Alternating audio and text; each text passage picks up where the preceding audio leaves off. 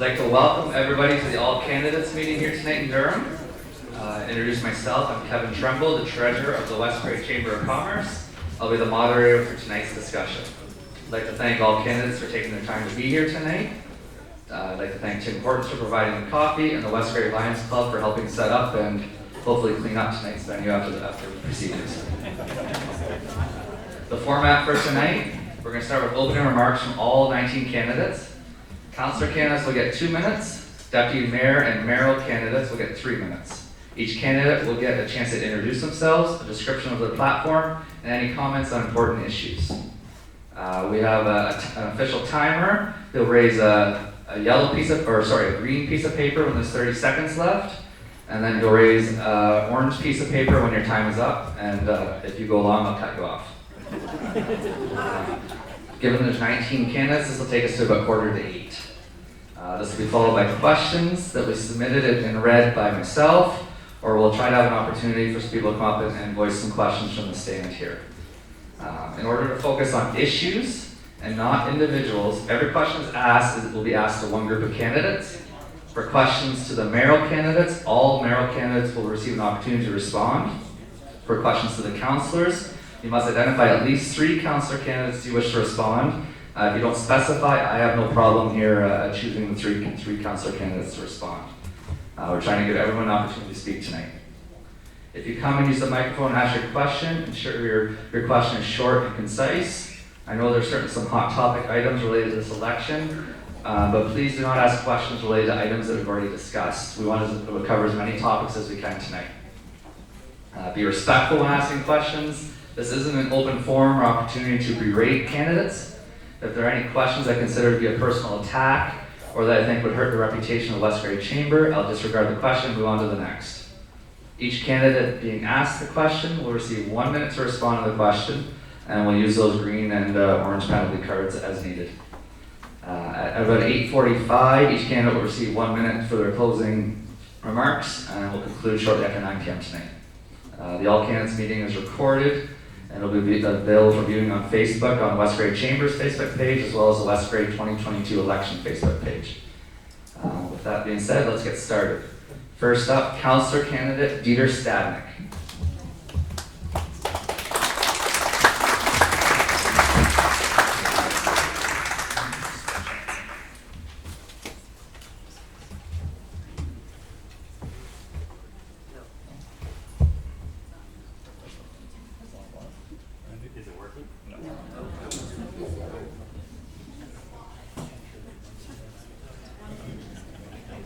How's that? All right, well, thank you everyone for being here. It's good to see so many faces. This is the first big step to democracy, and it's good to see that everyone here cares about their community as much as we all do. For those of you who don't know, my name is Dieter Stadnik. I moved here about 6 years ago, originally from small town Manitoba, and I plan to spend the rest of my days here. They can bury me in West Grey. I don't want to go anywhere else. And I have a lot of years left. And I want to make sure that we're going in a good, positive direction for the betterment of the community. Some of the things that have inspired me to run is that, the last, few years we saw a lot of top-down style of governance at federal, provincial levels. And people in this community had issue with that. Felt like they didn't have a voice. And I think the natural remedy for that is for good, honest, local representation. In my mind, the idea of a good functioning council is there to basically synthesize 13,000 voices and roll it into collective action to see a future that we all want, because this is your West Grey, just as much as anyone's. And a lot of you have been here a lot longer than I have and know things about this community that I'm still learning. So I would like to think that what I may lack in experience, that I make up for in youthful energy. And I think it would be a good balance in the council to have the token young person, see what the kids are saying. I'm 32. There's a lot of people moving to West Grey. Down the road, there was some people putting up, they said custom tiny homes. They came here, they're building custom small homes. The things are beautiful. And there's a lot of young people coming here with a dream. So I just want to share my dream with all of you. Thank you.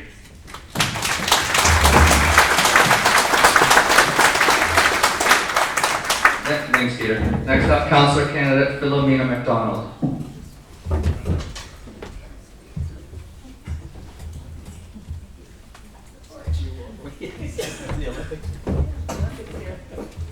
Hello, everyone. For those of you who don't know me, my name is Philomena McDonald, and thank you for meeting with us this evening. For the past 21 years, I've called West Grey home. I'm married to my supportive husband, Murray McDonald, who was born and raised in Durham. I have one daughter, who I also raised in Durham, who is now in university and is a young entrepreneur. We are a business-minded family that has employed local people over the years and are continuously giving back by volunteering and helping others. I'm an officer cadet with the Canadian Armed Forces, where I teach air cadets to our local youth, ages 12 to 17. And this year I received a volunteer award from our local MPP for volunteering with VON. I'm running for council to help be your voice on matters that are important to you. I have listened to you regarding issues like SAVE, West Grey Police, our bridges, and community improvement plans. West Grey is a beautiful place to live, and at each step we take to improve all these plans and studies, we always have to be cautious and mindful of the people around us, to consider everyone and not make irrational decisions. I am skilled at solving problems, I'm approachable, I manage stress well, and I'm a volunteer in your community.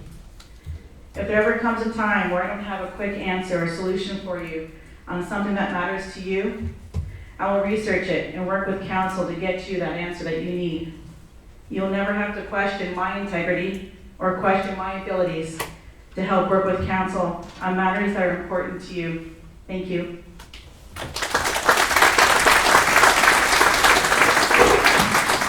Thank you. Next up, Councillor Candidate Scott Forrester.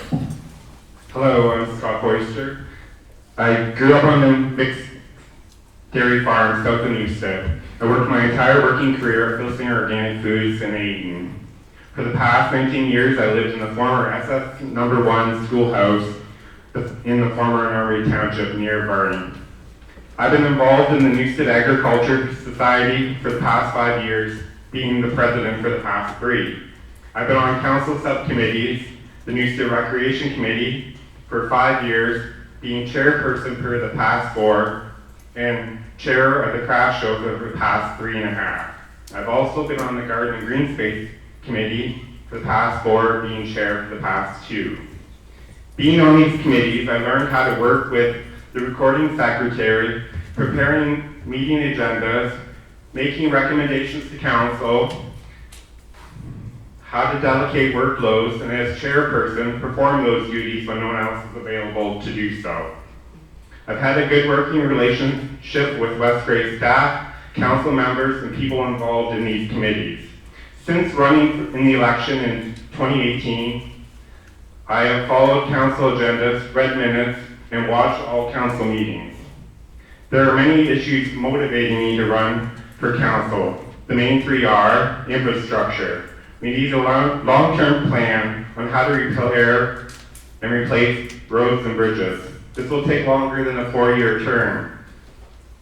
Looking for grants to help out with the cost. Policing. We should move ahead with the West Grey Police, looking for possible cost saving. Promoting West Grey as a place to set up your business instead of them moving to neighboring municipalities. Let's not become a bedroom community. On October 14th to 24th, vote for council members who will work for the people of West Grey and not for their own personal agendas. Let's bring common sense approach to municipal government. Thank you. Next up, Councillor Candidate Stephen Mayoral. Thank you very much. Already feels like Thanksgiving and we kind of got the kids' table, huh? Thank you. Let me show you, I'll just give you a short resume of community building. I'm currently the co-chair of the West Grey EDAC, the Economic Development Advisory Committee. I'm also chair of the Durham BIA, the Business Improvement Area Executive. I was the co-founder, a fundraiser, and organizer of the first Durham Arts Fest, and also the co-founder and leader of the Sauntering Band of Durham, which if you went to the Homecoming 2022, you saw us a couple of times. We were all over the place. I've been in West Grey, and I'm proud to call it home for over 15 years now. And if I end up at council, here's a few things of what I would focus on. Police, for sure. Fix that. Housing. We would work to increase attainable housing and work to increase secondary units in existing dwellings. Food. With food prices, food sovereignty, I would champion even more community food gardens, as well as increasing local markets for all local food producers. 3, youth. I would spearhead a West Grey Youth Summit, where we listen, we learn, and we work with the youth to see what they need, what they want, to plan for their future and engage with the communities. And this would lead to a youth advisory committee, where we could identify and groom the next mayors and councillors for West Grey. I have a proven track record in community building, in collaboration. So come October 14th to the 24th, vote more engagement, vote more community, vote Mayoral. Thank you. Thank you. Next up, Councillor Candidate Jeffrey Shea.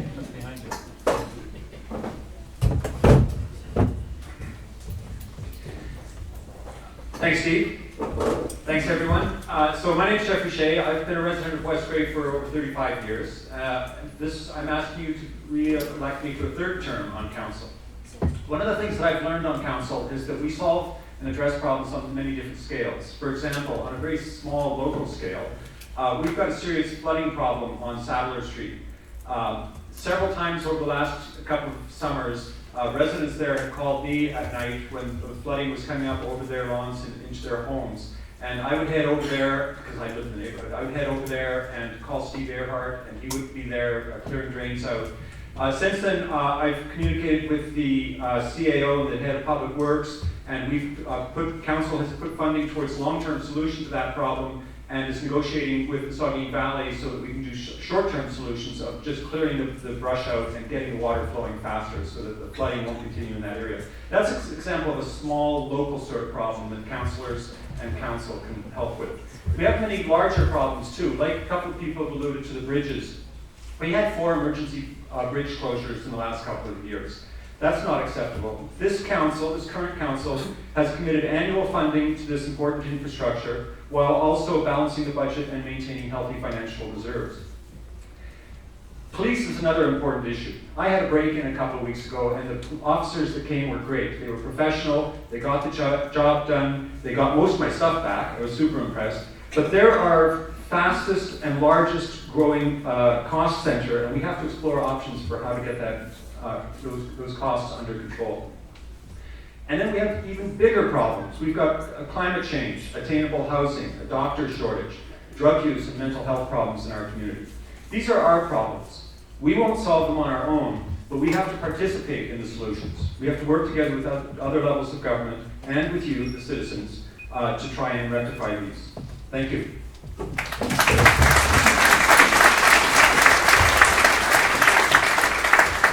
Next up, Councillor Candidate Rebecca Herger. Good evening, everyone, West Grey community residents and neighbors. My name is Rebecca Hergert. I've been your council representative for the last 6 years. I've listened to many discussions, participated in lots of open, transparent, open session information. I hope to be very clear with my community. I hope that my community supports asking questions. I've been very inquisitive. I want to make sure that our questions, our community questions about financial responsibility, what we can afford, clearly thought out plans are developed with public input. I welcome public input at every stage of the process. During our council meeting, every single council meeting, there's an opportunity, item number 6 of the comment period, for everyone to call in, be present, to do a Zoom call. Over the course of COVID, we changed how meetings ran. The whole world changed. I'm aware of this change. I'm very cognizant that every one of us is on a spectrum of whether or not we adore one service or whether we question every bit of it before our community commits to a 30-year long-term solution. We need a solution, we need a building that's aware, the council has brought that.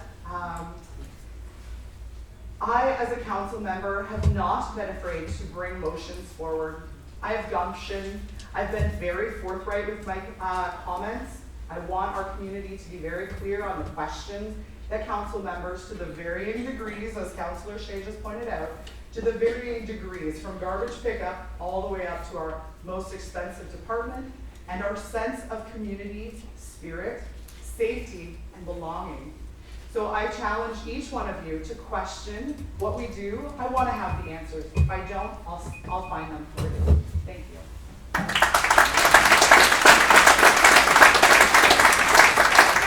Next up, Councillor Candidate Joyce Noon.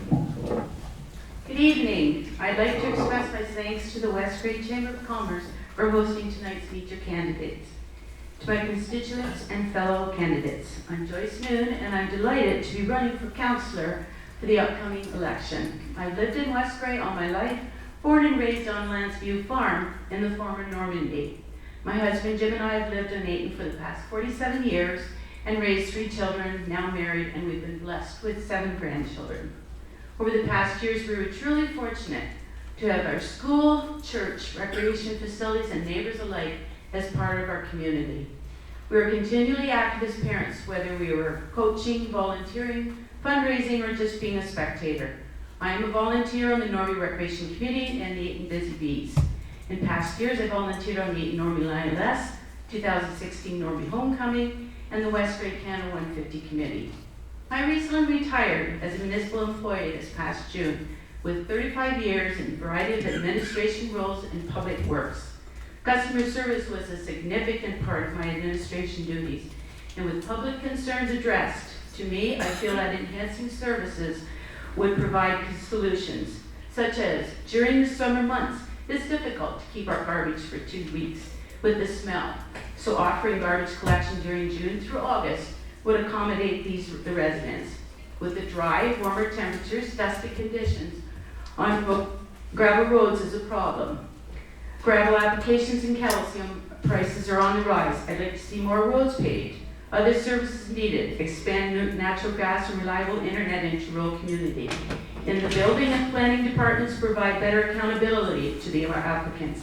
I now have the time and the dedication to fulfill the obligation as your councillors, and strongly feel my experience with public works and my passion I have for the people and my community will represent West Grey well. Thank you.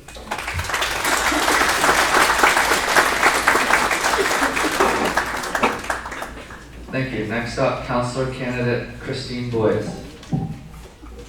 I am Christine Boyce. I was born and raised in West Grey on a farm outside Newstead. I have been a small business owner in West Grey for almost 20 years. I believe in being fiscally responsible, and I know how to make money go far. I also believe that the private sector, specifically small businesses and farmers, are the lifeblood of our communities. There is no public sector without the private sector. If we want our communities to do well, the small businesses need less taxes and less regulations. This will keep small businesses in business, and they can hire people as well. I believe it's important to shop local and keep the private sector going strong and not help the big box stores get bigger.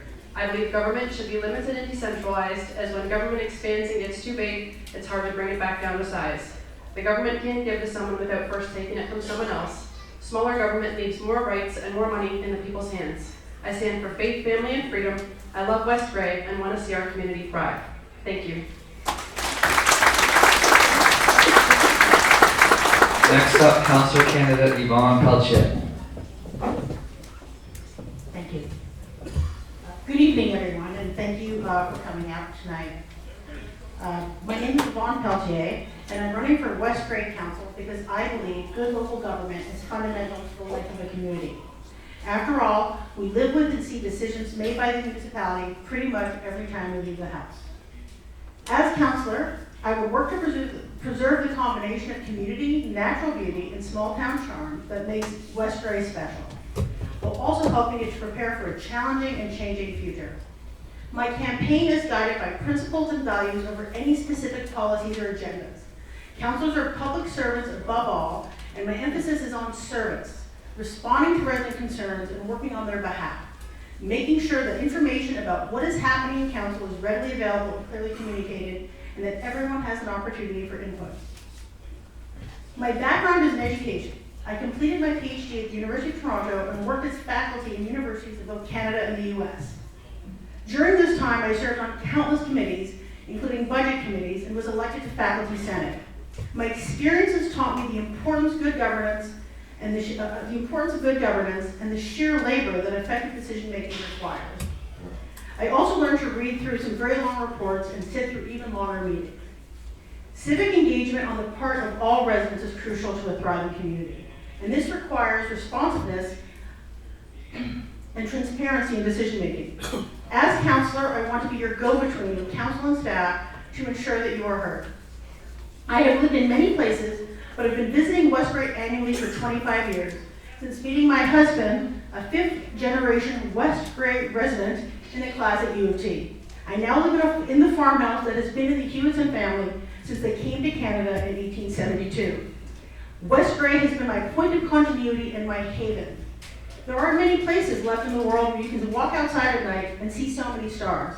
But West Grey is also part of a world undergoing profound environmental changes. Unless we take steps to protect it, we could lose it. Thank you very much.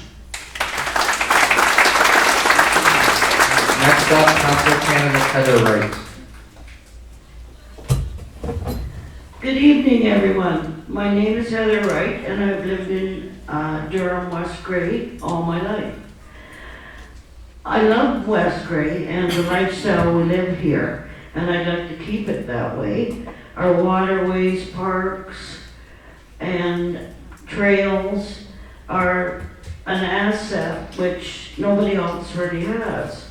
I retired recently from South Bruce Grey Health Centre, and I feel I have much more time now to do more things for my community. I've been involved with many organizations, including being chair of Parks, Recreation and Community Center Board in Durham for 5 years. I've worked in the last 4 homecomings.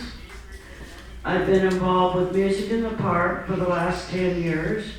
Most recently, I received the Queen's Jubilee Medal from Alex Rupp for my volunteer contributions over the years. I volunteer at the Legion, and I do help out with entertainment on the finance committee and with bar duties. I'm a continuous learner. I'm certified in human resource management, as well as computer accounting, finance, and budget management. If I were elected to council, certainly one thing I'd like to see is a new landfill site with a recycling kind of a center out front. I do want to keep the West Grey police services in town, but of course we all will have to see what the results are going to be of the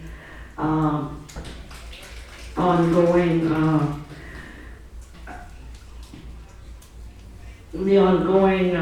consultation that's going on.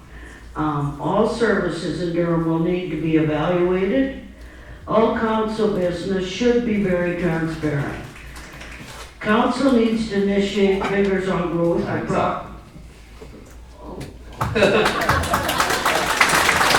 you.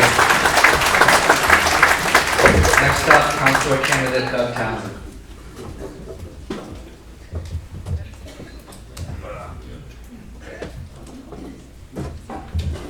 Good evening, everyone. First off, I'd like to state that I support the West Grey Police Service in maintaining our municipal forest. I have been voicing my opinion on this subject since 4 members of council requested a costing back in December. 3 of them are sitting up here tonight thinking they should be re-elected. Although it's just one issue going into this election, it's an issue that will affect this municipality for its lifetime. So please find out where the candidates stand on this issue. Are they truly in support of the West Grey Police, or are they just paying it some lip service to get your vote? Having lived in West Grey for nearly 40 years now, I know there are more than a number of issues facing this new council. Spending, roads and bridges are always an issue, planning for the future, but one thing that sticks with me is getting back to basics. Getting back to a municipality where citizens want to volunteer and take part in the community and projects without all the red tape. And their voices and ideas are heard, not only by council, but by staff. We are not the big city, we are West Grey. Having retired from the post office in 2018, I focused my time and attention on things that have interested me, like running for council. Also, I am currently sitting on the Police Services Board as a citizen appointee and currently hold the position of Vice Chair.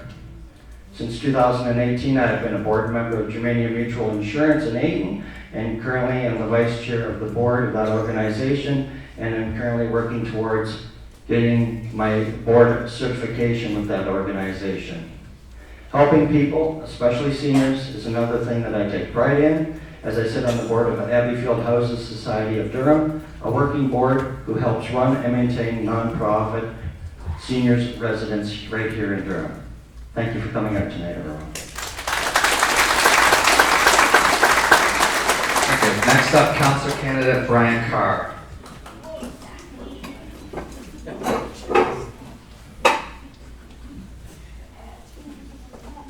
Good evening, everybody. So I've got to talk fast because I want to get to this. So my name is Brian Carr. My family and I have lived in Ayton for the past 18 plus years. We moved here shortly after my retirement from the Canadian Armed Forces, where I served for 21 years. I've tried my hand at several different careers since retiring. I've been a laborer, manager, supervisor, and currently work for Southeast Grey Sports Services. I have strong organizational skills from my volunteer work with Special Olympics Ontario, where I was community coordinator for over 10 years. I'm the founder of Gregory Special Hockey Foundation, an ice hockey program for intellectually challenged athletes of all ages, and I'm still the president. I am currently the Poppy Chair, Service Officer, and Sergeant at Arms of the Royal Canadian Legion Branch 308 in Durham. Since joining the Legion, I've started a Veterans Coffee Break, and this past summer initiated the Veterans Banner Program. Last week, we unveiled 21 Veterans banners that will be displayed in Durham and Ayton starting this Thursday. Stressful situations are nothing new to me. I've completed 2 United Nations tours and 3 NATO deployments while in the Army. I was a volunteer firefighter for 10 years with the Ayton Station, and I've refereed ice hockey for over 40 years. I've been fortunate enough to have been selected to attend 4 national games as a coach for Special Olympics Ontario. I'm in my last semester at Loyalist College to complete my developmental support worker studies. I'm a simple man, still rough around the edges from my years in the Army.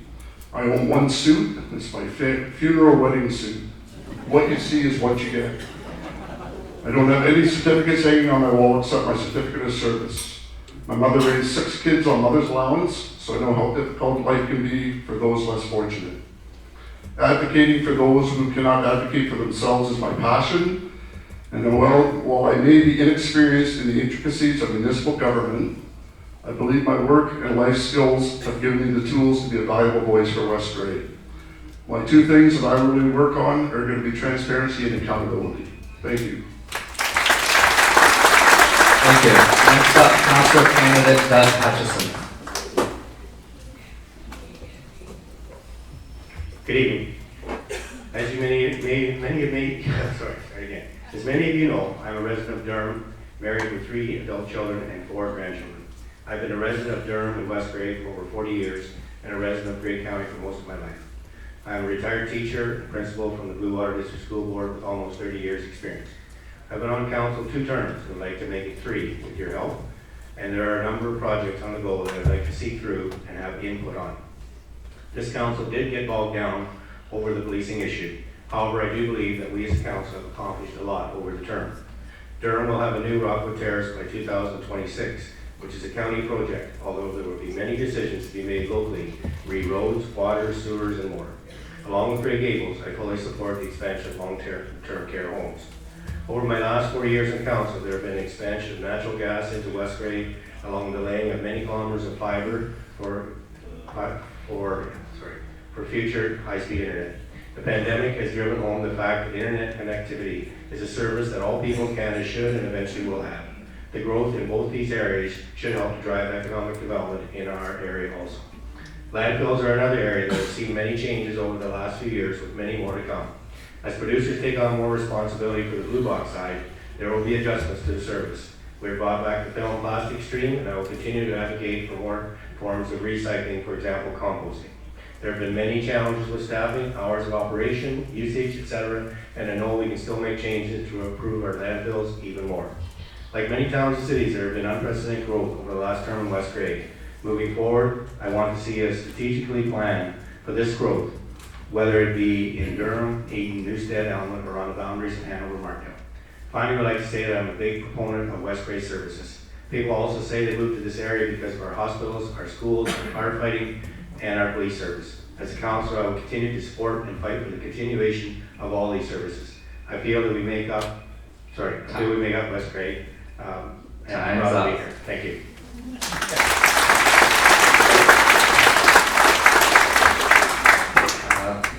Council candidate Paige Cruson. Hello. In 18, I talked about why I was running for council, but I didn't really tell anybody anything about myself. The reason I'm running for council, apart from wanting to get to know some people in my community and participate in my community, is that I think I have a skill set that might be of some use. So I have spent the last 20 years living around the world, working on major infrastructure projects. What I do is I negotiate and draft big, complicated project contracts.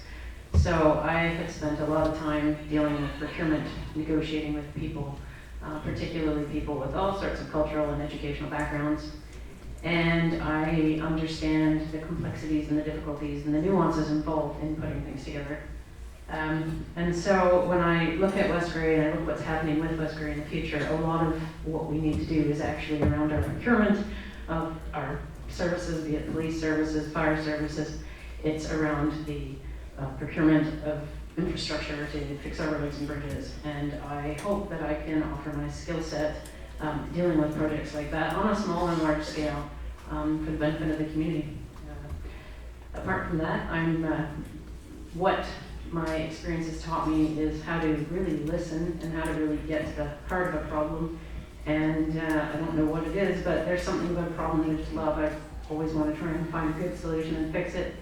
And I always found the best solution is the one that is most consensus building. And so I've really learned to listen to people, and I genuinely care about people, and I'll repeat again, my reason for running is just purely to serve my community. Thank you. Thank you. Next up, Deputy Mayor candidate Butch Addersall. A reminder that the Mayor and Deputy Mayor candidates receive 3 minutes. Hello everybody, my name is Butch Addersall.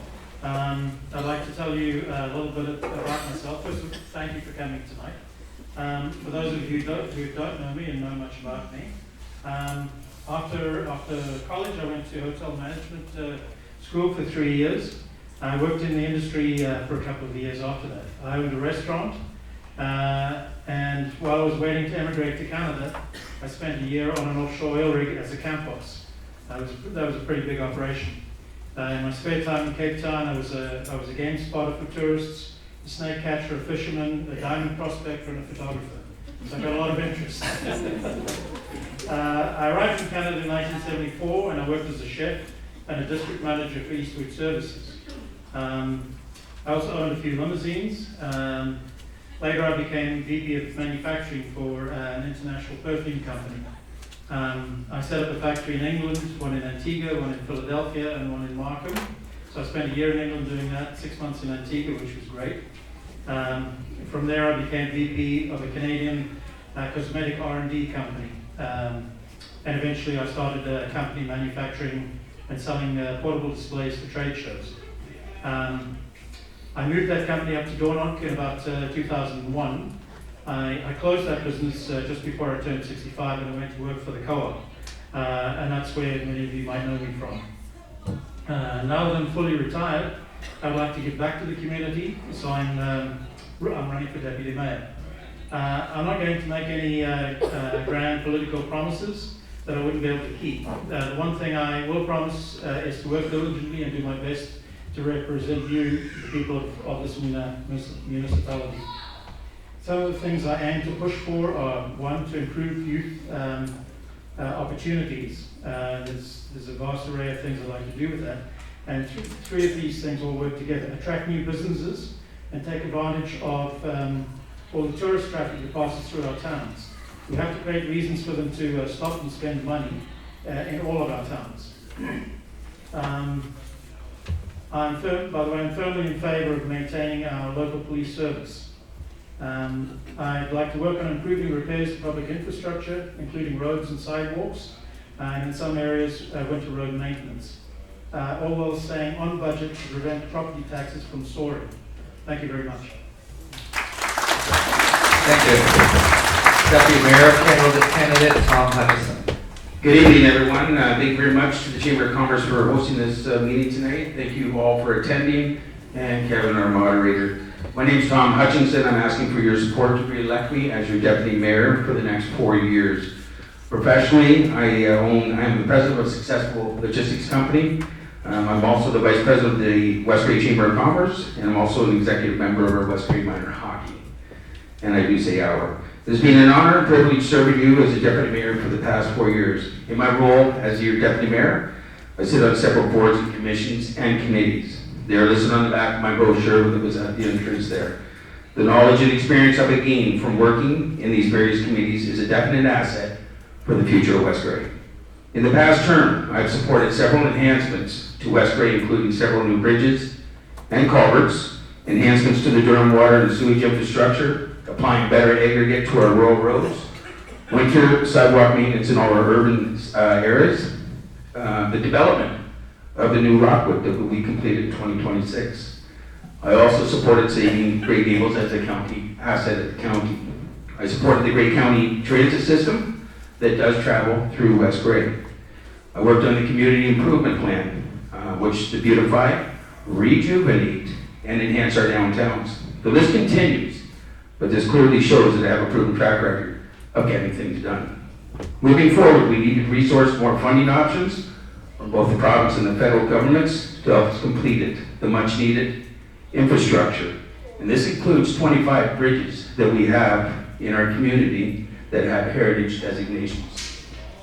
As far as West Grey Police and this OPP costing, I have not supported this since day one, and that includes the $80,000 consultant fees. This should have been presented to the citizens of West Grey before taking this action. I think the decision should have been yours, and we should have taken direction from the community on which way to go with it. As far as the decision for OPP, you need to understand it is permanent. There will not be going back to our West Grey Municipal Police. Ladies and gentlemen, we have a tremendous workload ahead of us for the next 4 years.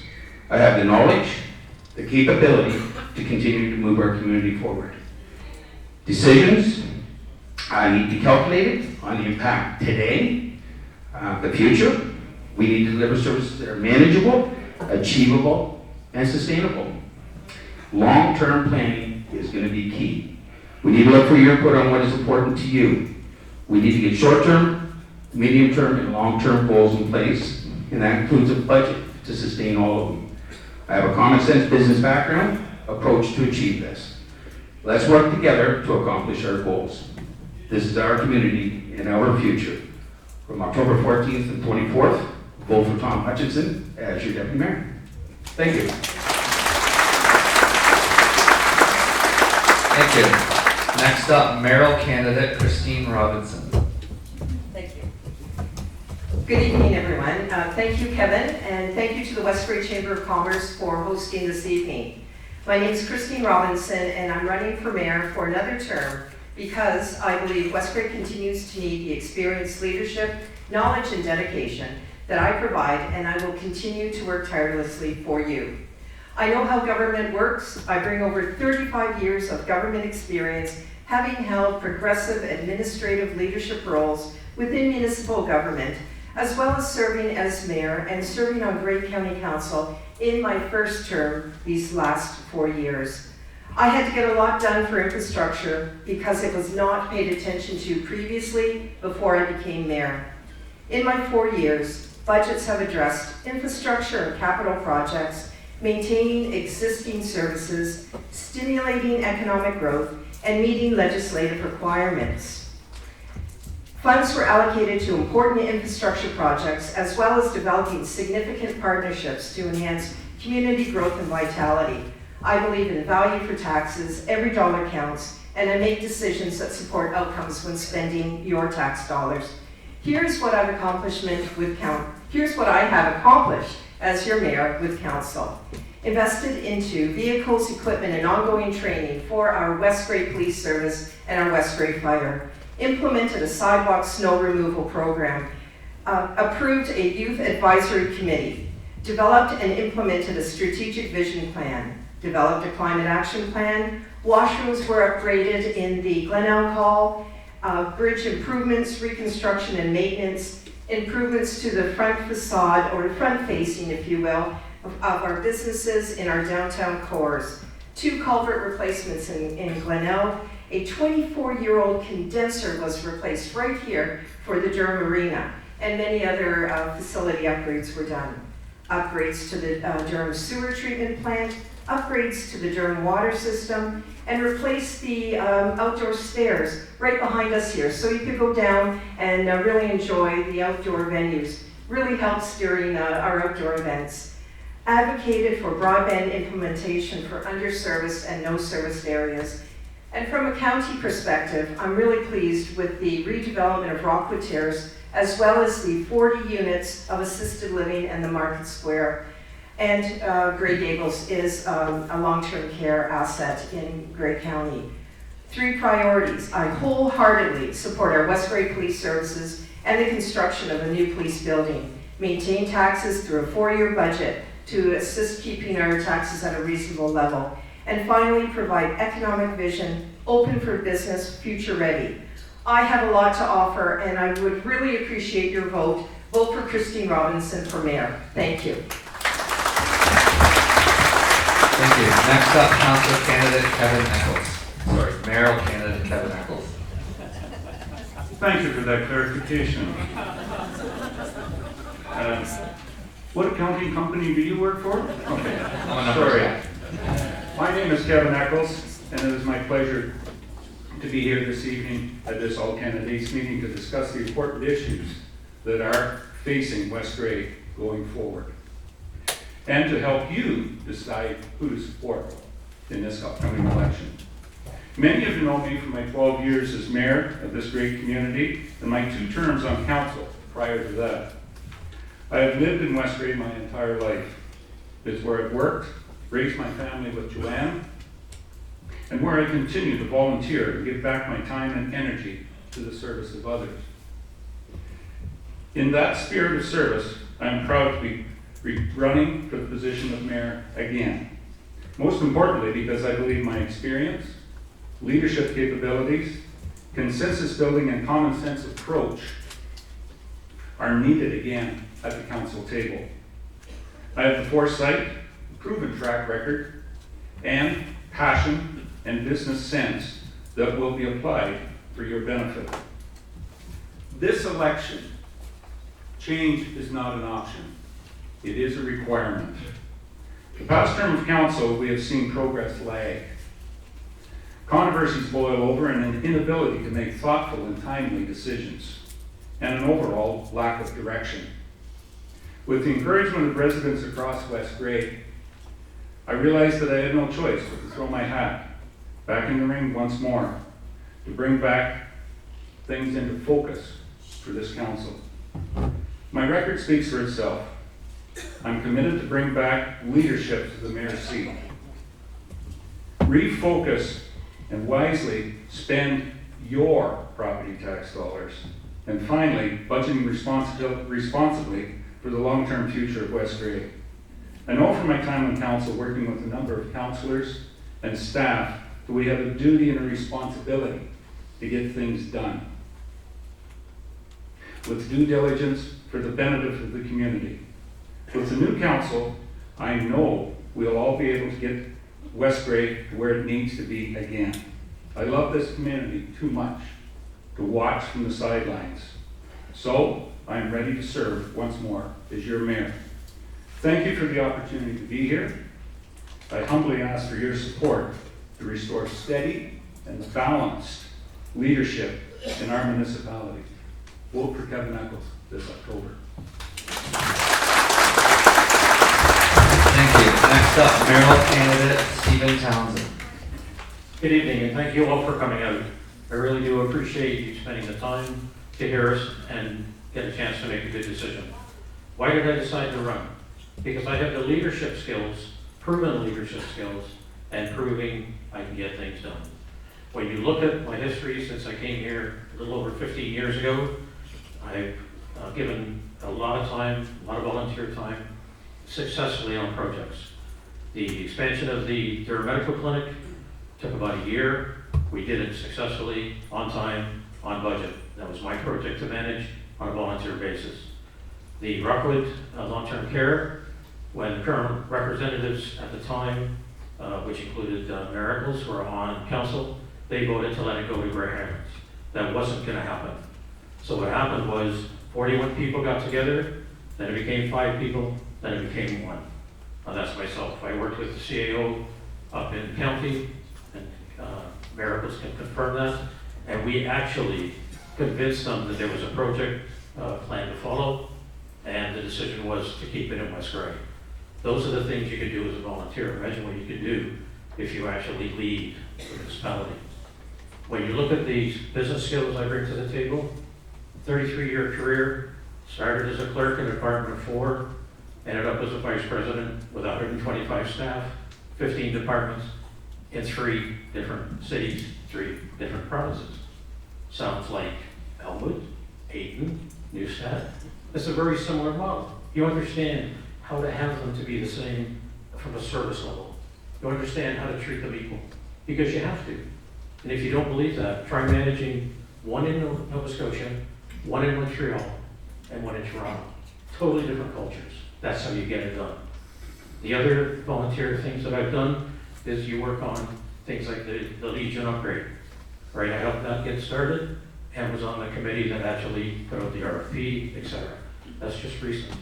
So these are the kind of commitments you make that shows that your experience counts. So again, I say that with West Grey's track record for the last 4 years, we have done 6 bridges, 2 major bridges. 1 will be done very shortly. When you look at how we decide what bridges are done, it's now done worst to best. Staff makes a decision on what bridge gets done. We get bridges evaluated every 2 years. Why would we have non-engineering people that are from the public rather than the experts making decisions on which bridges?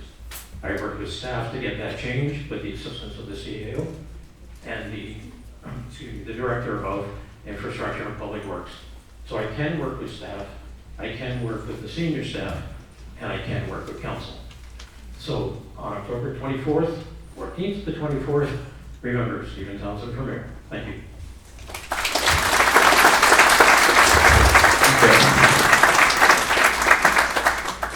This brings us to our question period. We have about an hour. Last week in Ayton, we got through 3 questions. So we're going to change the format a little bit here. If we get through 10, that's great. I have 33 questions in front of me. They're not all going to get answered. If your question doesn't get answered, I encourage you to reach out and find an answer to make an informed vote. You also have the option to line up here. We'll try to get some live questions. Again, I remind you not to make personal attacks at any of the candidates, and to, before you ask your question, announce who you'll be directing the questions to. And again, it's to groups of councillors, or to the mayoral candidates, or the deputy mayoral candidates. So I'll read the first question here, and anybody that wants to line up here, and we'll get some live questions as well. So this is to the mayoral candidates. Why is it that there are so many candidates running for council in West Grey?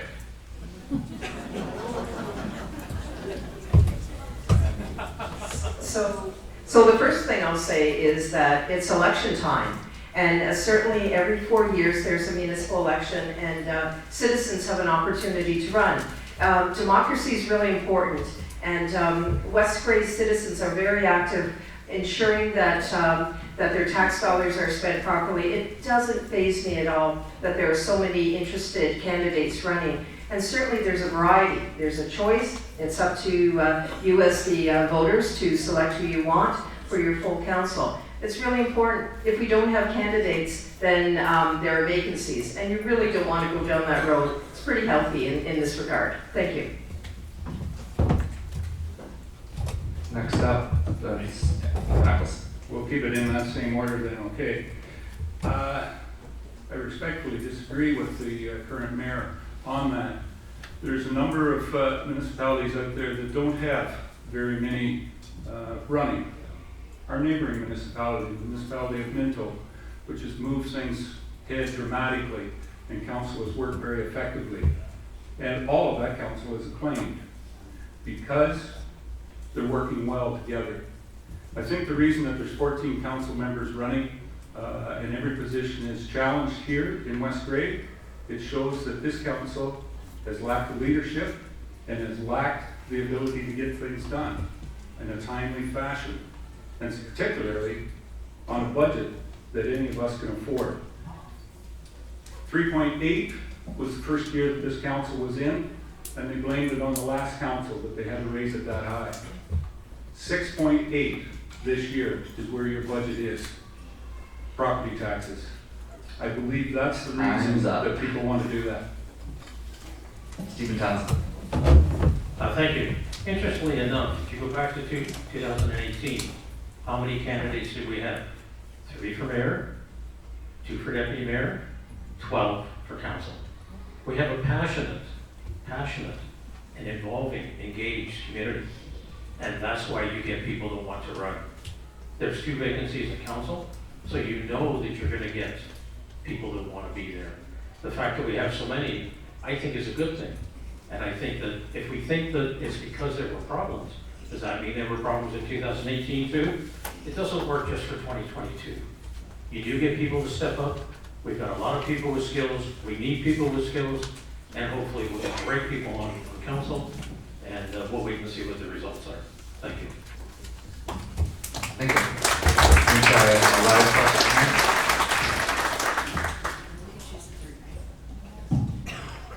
All right, my question is for Cruson, Stadnik, and Pelletier.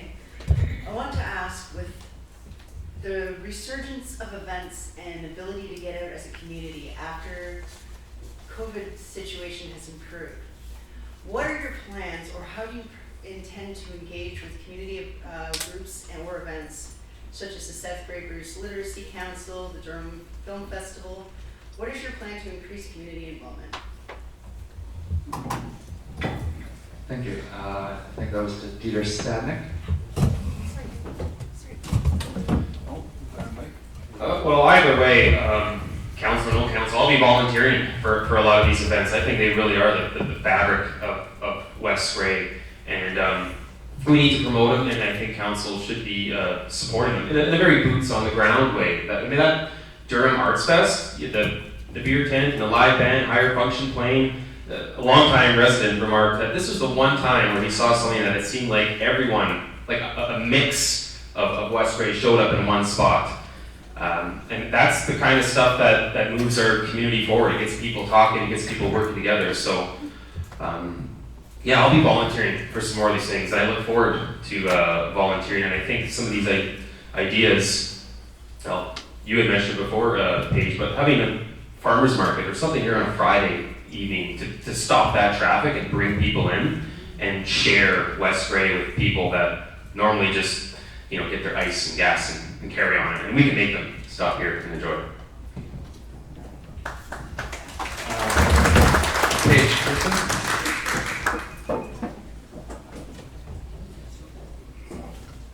Yeah, I actually think I got the idea from you, Dieter, about the night market, not that you know that.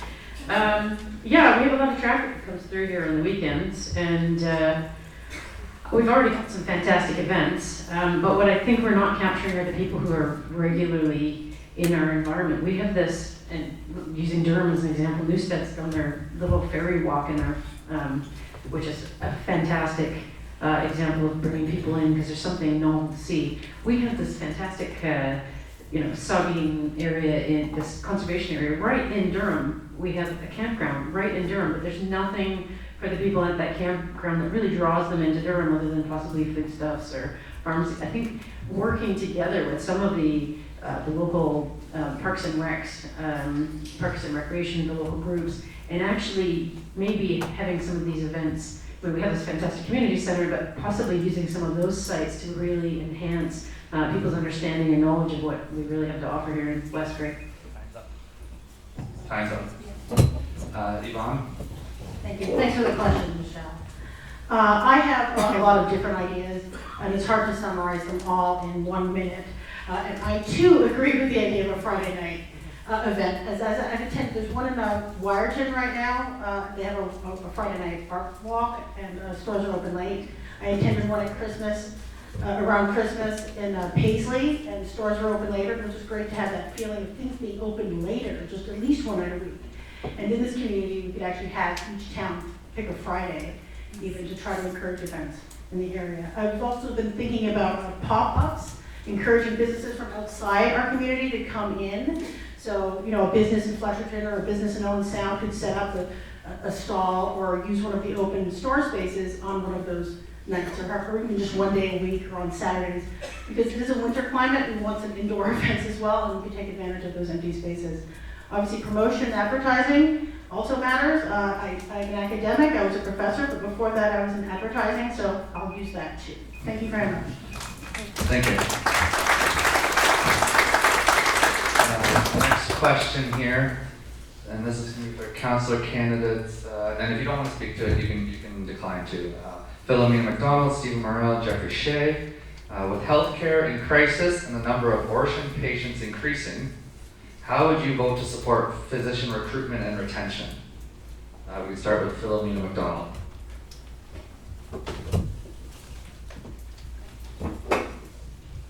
Thank you for the great question. Whoever brought that up. Definitely something I support, coming from a family of many healthcare workers and myself volunteering with the elderly and youth.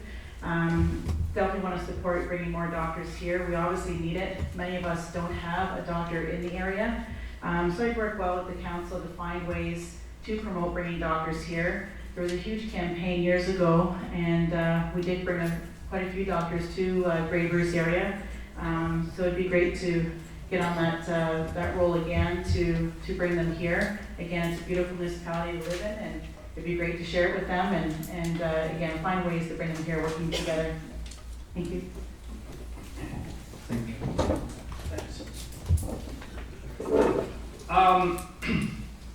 One of my bugaboos over the past 3 years is I don't believe we're a good species working under the word crisis. So I think we should just decide, okay, it's a problem, let's solve it, right?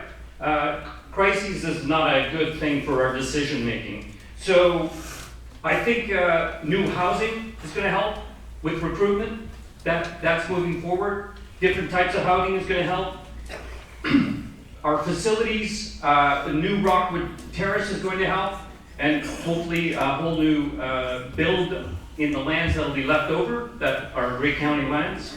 And we have to work with different orgs, like the Chamber, like the BIAs, all of the parties from all of our communities, and create world-class selling materials, videos, put some money into stuff that goes out online that really builds up West Grey and gets recruitment going.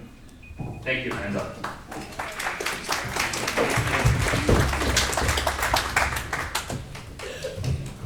Thank you. All good ideas. Just so that you know, Anne-Marie Watson at the West Grey Medical, or Durham Medical Foundation and Clinic has been spearheading doctor recruitment initiatives in this area for some time and has encountered a couple of very specific personnel-based obstacles, which are now out of the way. And so I'm very much more hopeful that she will have more success in the efforts that she makes. She goes and does presentations at trade fairs for young doctors and emerging doctors, and I've tried to help support her on those sorts of initiatives. The municipalities are increasingly throughout neighboring communities getting more involved in the doctor recruitment activities. So maybe it's a role that we could be taking in and doing at the municipal level rather than having it be arm's length at the foundation. And finally, there are regional recruitment initiatives going on in neighboring communities as well. And our CAOs, in discussions with other neighboring CAOs, to see if we could create centralized doctor recruitment initiative. So there are activities underway. Thank you. Thank you.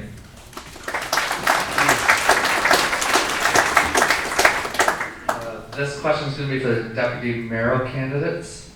A candidate in this election stated when this council took office, there was $7.6 million in reserves earmarked for future projects, and now 4 years later, there's roughly $1 million, and what do we have to show for it?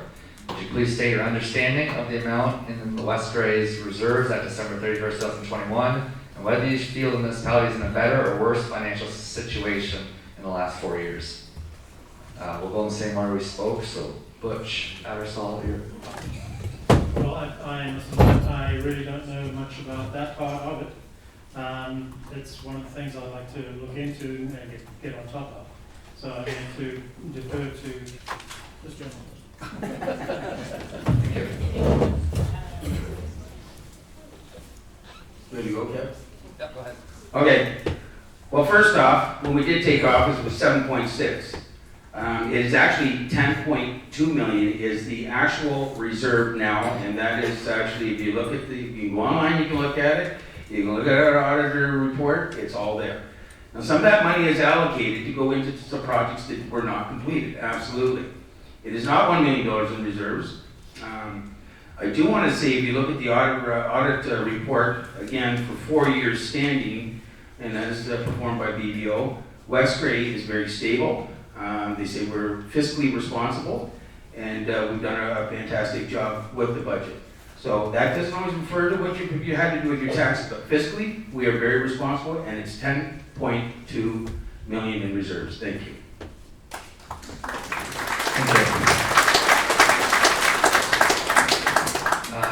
Next question. We sold a lot of land to Town of Hanover for them to have their box stores such as Canadian Tire, Walmart. Our land development is moving forward, but our residents are going elsewhere to spend their money. What will you do? What incentives for big box stores such as Costco to come to our area? And we're going to ask Scott Forrester, Brian Carr, and Doug Hutchison. Scott, would you like to go first?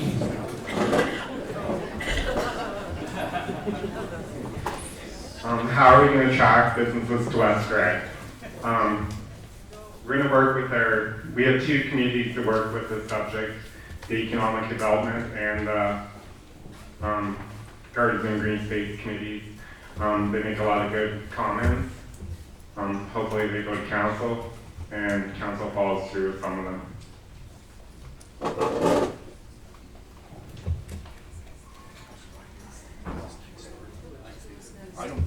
Oh, sorry. Doug next. Yeah, thank you for the question.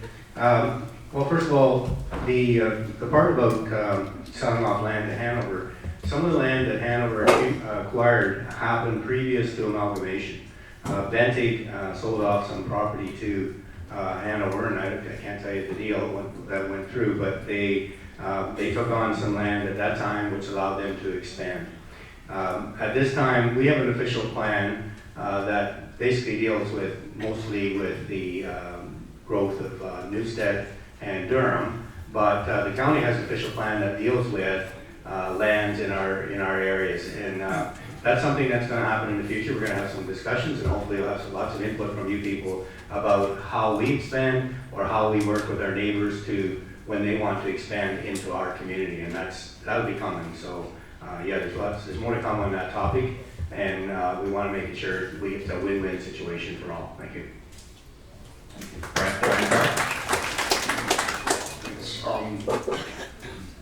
I tend to put my foot in my mouth when I speak off the top of my head, so I try not to do that. But I wasn't here when I wasn't aware of what happened when the land was sold off for the big box stores.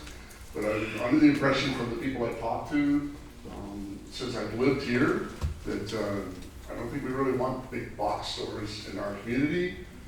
We can keep them outside in the large communities, because if you bring big box stores in here, you're just going to kill the smaller businesses that we have, which we've been saying all along that we're trying to grow our small businesses, not kill them all. Thank you.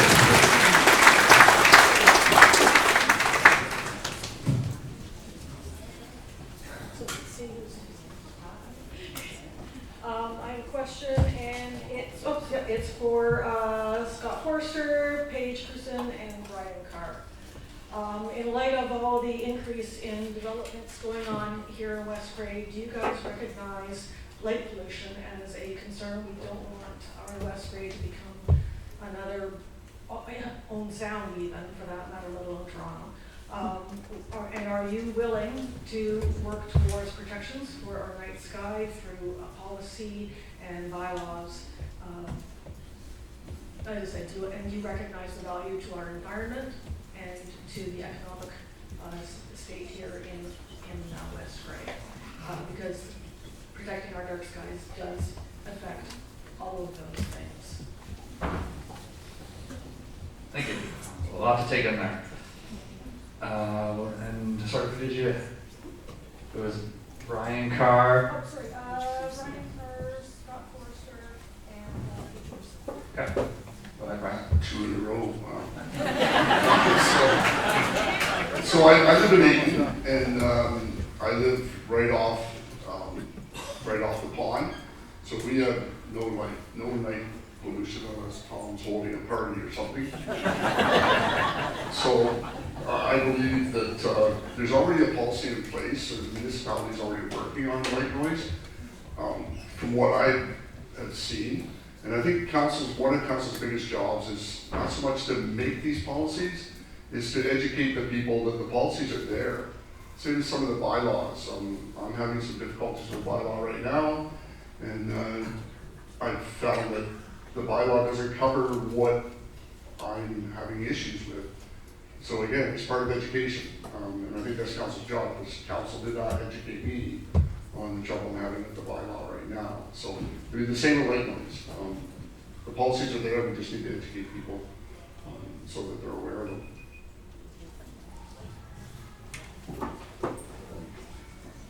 Thank you for the question. I've lived in Toronto, I've lived in Halifax, I've lived in London, England, and I've lived in Dubai, and now I'm finally living in West Grey to see the sky, and I sometimes keep my kids up late at night to see the stars. So yeah, I have experienced light pollution. I can see why it is a concern, and one of the, there's been a lot of change in technology on street lighting to prevent upward direction of light. There's other changes that can be made. I'm not familiar with what the current bylaws are, but I certainly would support bylaws in support of reducing light pollution, because it does have a huge environmental impact. Most people, I don't think, are even actually that aware of. So yes, thank you.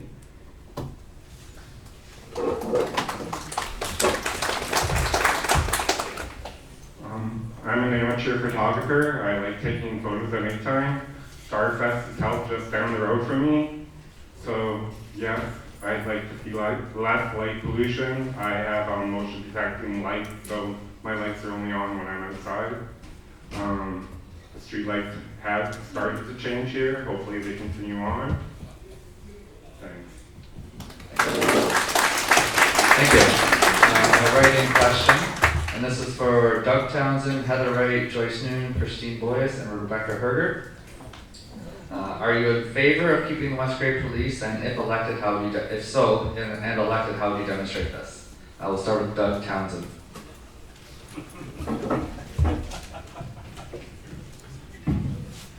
I am fully in support of the West Grey Police, have been from day one since December 21st, when the motion was made for accosting on this subject.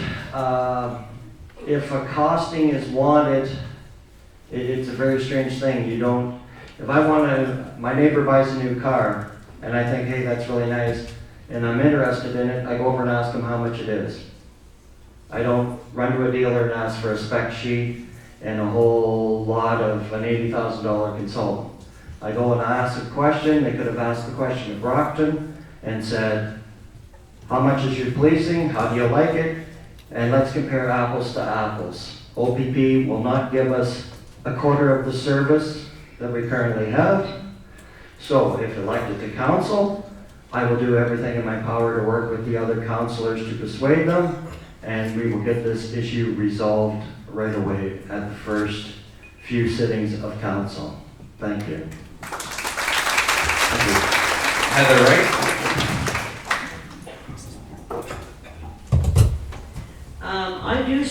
the West Grey Police, and I would definitely vote in favor to keep them.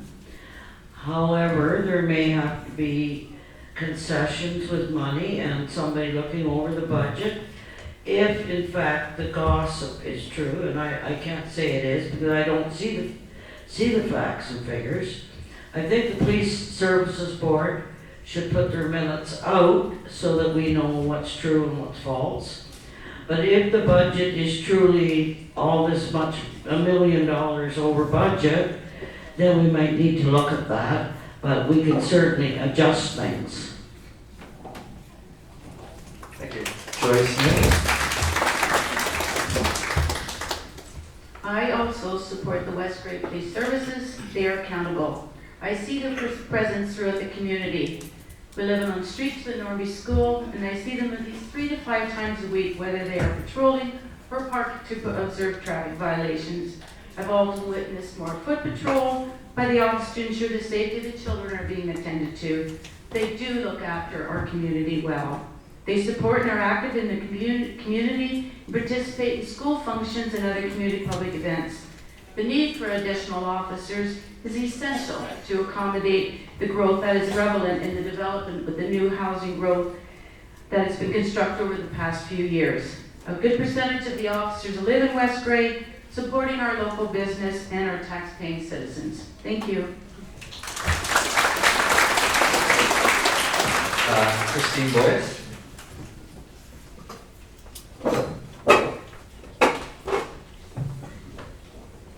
I think we do need to keep the West Grey Police, but because it's more decentralized, but I also think it has to be affordable like anything. You have to have a budget and stick to it. Ideally, what I think is even better for our community though, is even smaller than this. It's small town cop shops. 8 in Newstead and Durham all have their own arenas and fire departments already. I think they should have their own police station as well. At least one or the other, if not both towns. If regulations say you can't go that small, again, it comes back to too much regulation. I think we should do the same with, when it comes to retirement communities. We have Serenity here, which is privately owned and operated, and it's run very efficiently. I think it gives people the opportunity to live in the town they grew up with, surrounded by friends they grew up with. Smaller is more quality, less waste. It produces self-sufficient communities, and I think over the last 3 years we've learned that. Thank you. Thank you. Rebecca Berger. Good evening again. Here we go.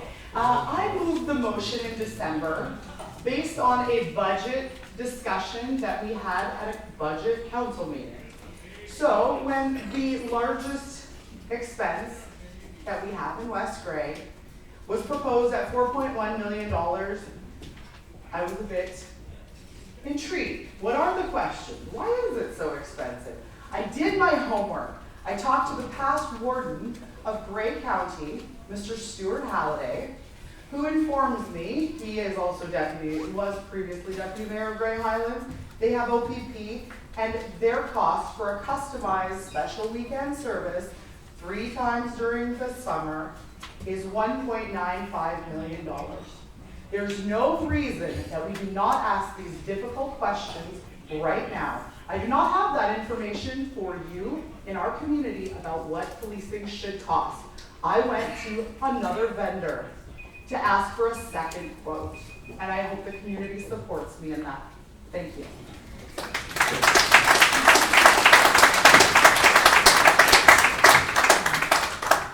Hello.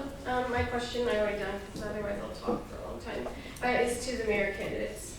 So a strong leader, as you have all mentioned, is needed in the mayor seat.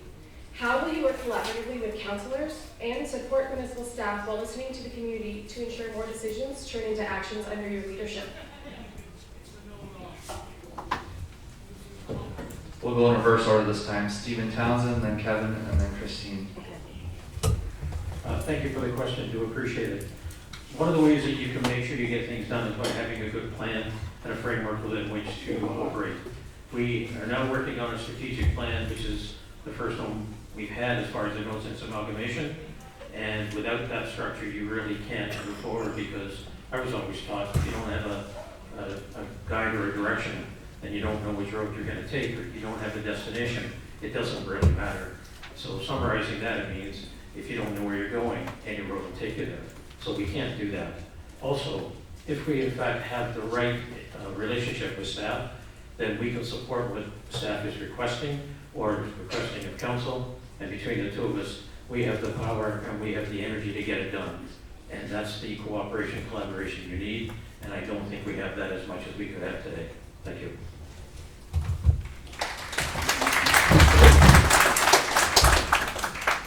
In the last 3 terms that I was mayor, the beginning of the term, he always had a new council. I was very fortunate that in a number of those ones, I didn't have a huge turnover. But there was always 1 or 2 new individuals that was there. At the beginning of every council, we sat down with a team building process and a strategic visioning session. Every council that I started, we had a strategic plan in place, where strategically we wanted to go and what we wanted to do. But you have to form that, and from my past experience, maybe as coaches in team building, there's a number of exercises you can do, not to muzzle the individuals, but to bring forward what they can bring to the team and how we can work together and form that team to get accomplished strategically what you've set out to do.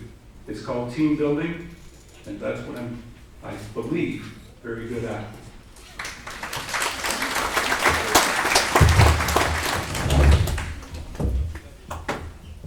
Lindsay, thank you for the question.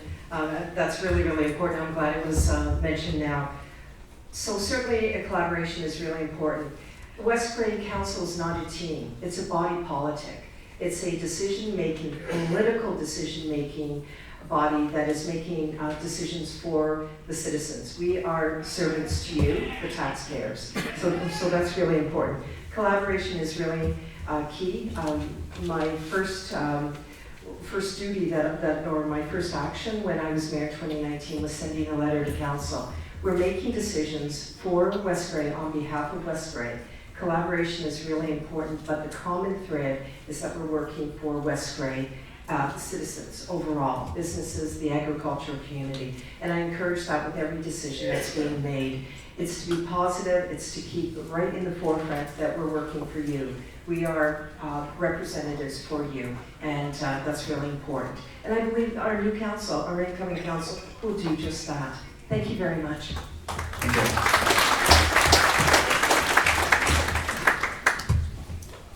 This is for mayor candidates Robinson and Townsend, or in Townsend. Yeah, the pertaining to infrastructure and bridge open public meetings. How are you going to keep transparency if advertised at first they are open to public discussion and then at the last second they are changed to just talk between council?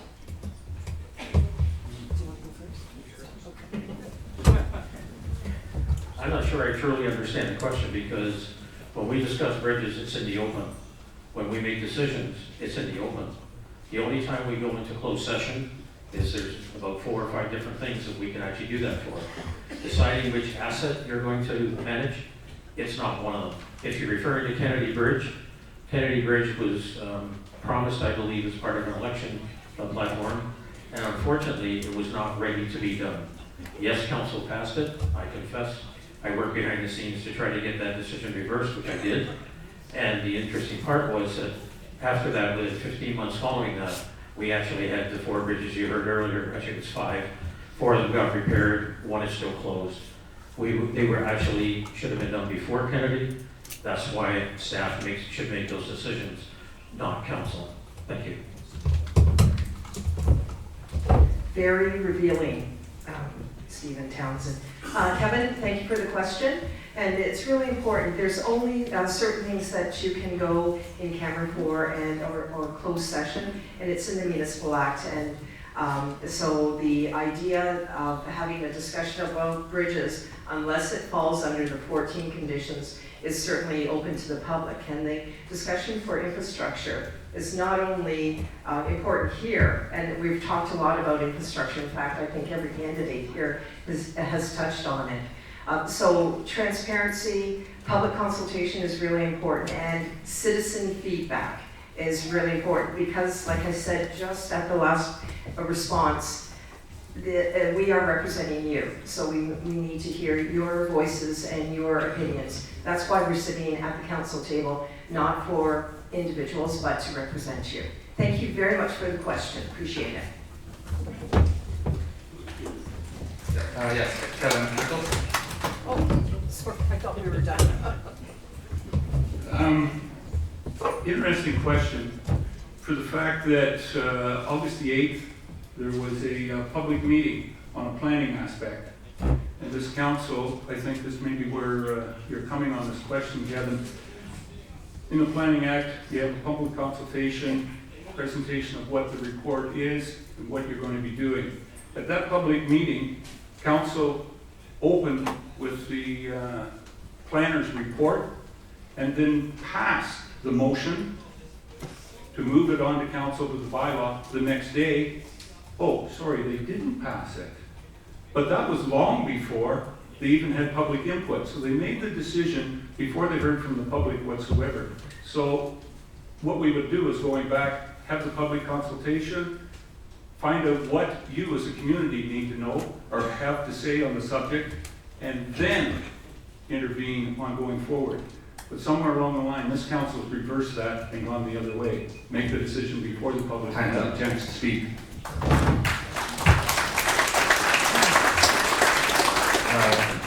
This question's for the deputy mayoral candidates.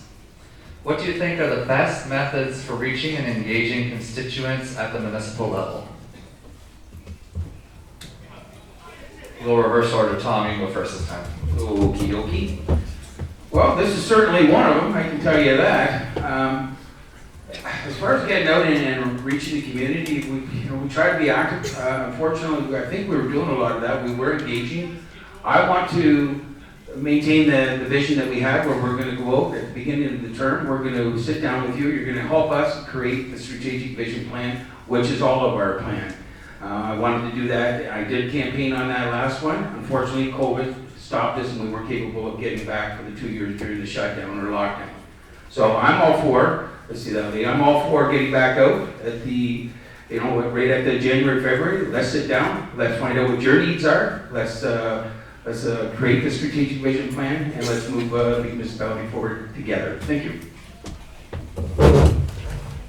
Well, I would give out my email address and my phone number willingly for people to contact me, and I would like to consult with everybody. I would encourage everybody to call everybody on council and the mayors. Any issues you have, I think it's very important that we all voice our opinions. Thank you. Okay.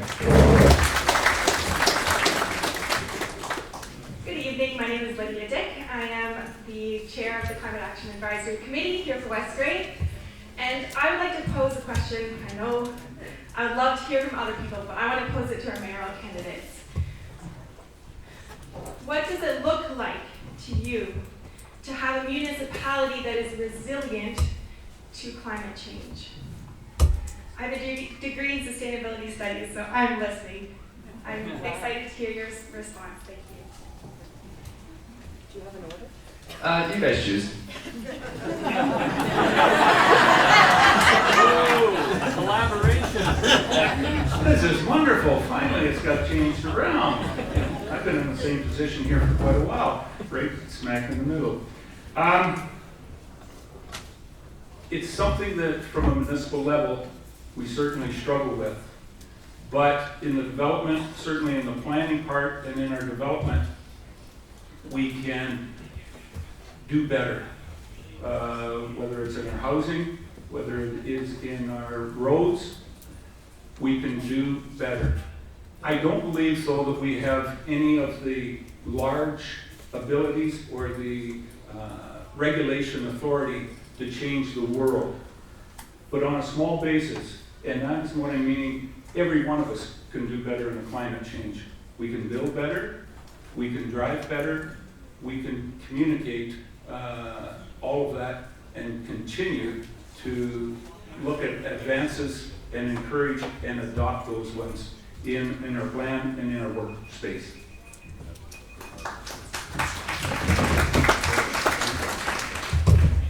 Thanks, I just asked Stephen if he wanted to go next, and he said, no, go ahead. So Lydia, thank you very much for the insightful question. It's very much appreciated. So what's really important to me is climate action, and certainly that goes with climate change. We've all experienced severe rainstorms, flooding. We've had a tornado here, and that is all attributed to climate. And one of the things we do need to be ready for is the change in climate. And I just zeroed in, I see where you are now, Lydia. Grey County has a climate action plan. I walk around with this. It's in my resource binder, and it's really important to me. And one of the quotes that if I have an opportunity to speak on climate action is, climate change is a critical global problem that requires urgent action. In just one generation, we've seen its effects in Grey County through increased flooding, extreme heat, snowstorms, and other severe weather events. So there is actions that we've taken at Grey County. We've taken action at Grey County through a plan. We've also taken action at West Grey. We have a mapping program that we're going to be involved in. We have policies on fleet and other events. It's really important to me, and you need a plan in order to apply for funding. Thank you. Time's up. I did get the funding out, absolutely. Stephen, you have 45 seconds. No problem. Actually, it's very easy. What you want is you want an official plan that gives you guidelines that everyone follows, that actually has a goal of improving your environment and your community through an action plan. West Grey has a committee, but we also coordinate with Grey County. Why do the work twice? And that's, again, some efficiency. So when you look at building, when you look at how you operate, that's what you should follow. And if you do that, you will have one that supports climate change. But the other little side bit that most people don't tell you is it's actually less expensive. So that's why the previous council did LED lighting, because not only did it help climate change, but it also reduced costs. So it's not just doing a little bit, it's actually having a structure and a plan to actually make it happen. Thank you. Thank you. Hi, this question is for the Mayoral candidates. So when the current council first started out 4 years ago, they were saying that they were going to be very transparent and everybody was going to know what was going on. So why, my first question is, why is there nothing in the paper? Every other municipality has council briefs, so everybody in the community had an idea of what was going on. Anybody who wanted to know had to, be online, go on YouTube, listen to the meetings and that, and I think the council briefs was really important. So my question, moving forward, what would you do to change that? Are you going to still have the online meetings? It's very hard for individuals to comment or get any answers on the online meetings. Are you going to be more like putting every notices in the paper? And I just want to know what your plans are for that. I guess I start this one. First of all, yeah, the transparency through the recording of meetings, both on YouTube and Zoom, has been very, very popular. I think it's amazing. No matter who you meet, they've either gone onto the internet to see it on YouTube, or they actually have watched it and participated on Zoom. The other thing is, I agree with you, Sue, the transparency is not enough. When you actually have the embarrassment, if you will, of not having, I'll call it a corner, a page, a half page, whatever, that actually says what we're doing, where it's coming from, that's really poor. And also, we're going through an election and I'm getting more calls about where do I vote, when do I vote. That isn't out there either, and it should be. So communication plan will be #1 priority, it really is. Thank you.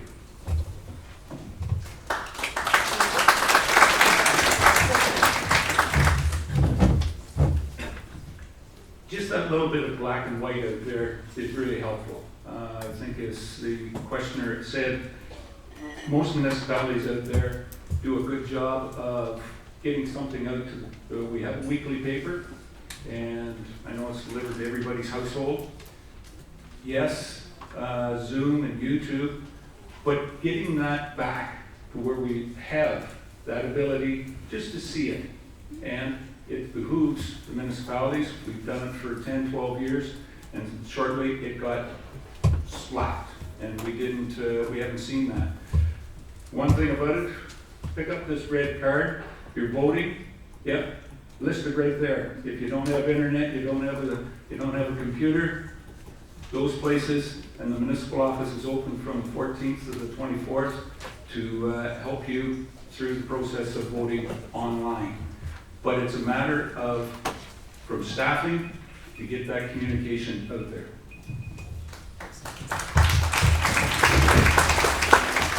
Sue, thank you very much for the question, and I just looked up something that I really wanted to make sure I say.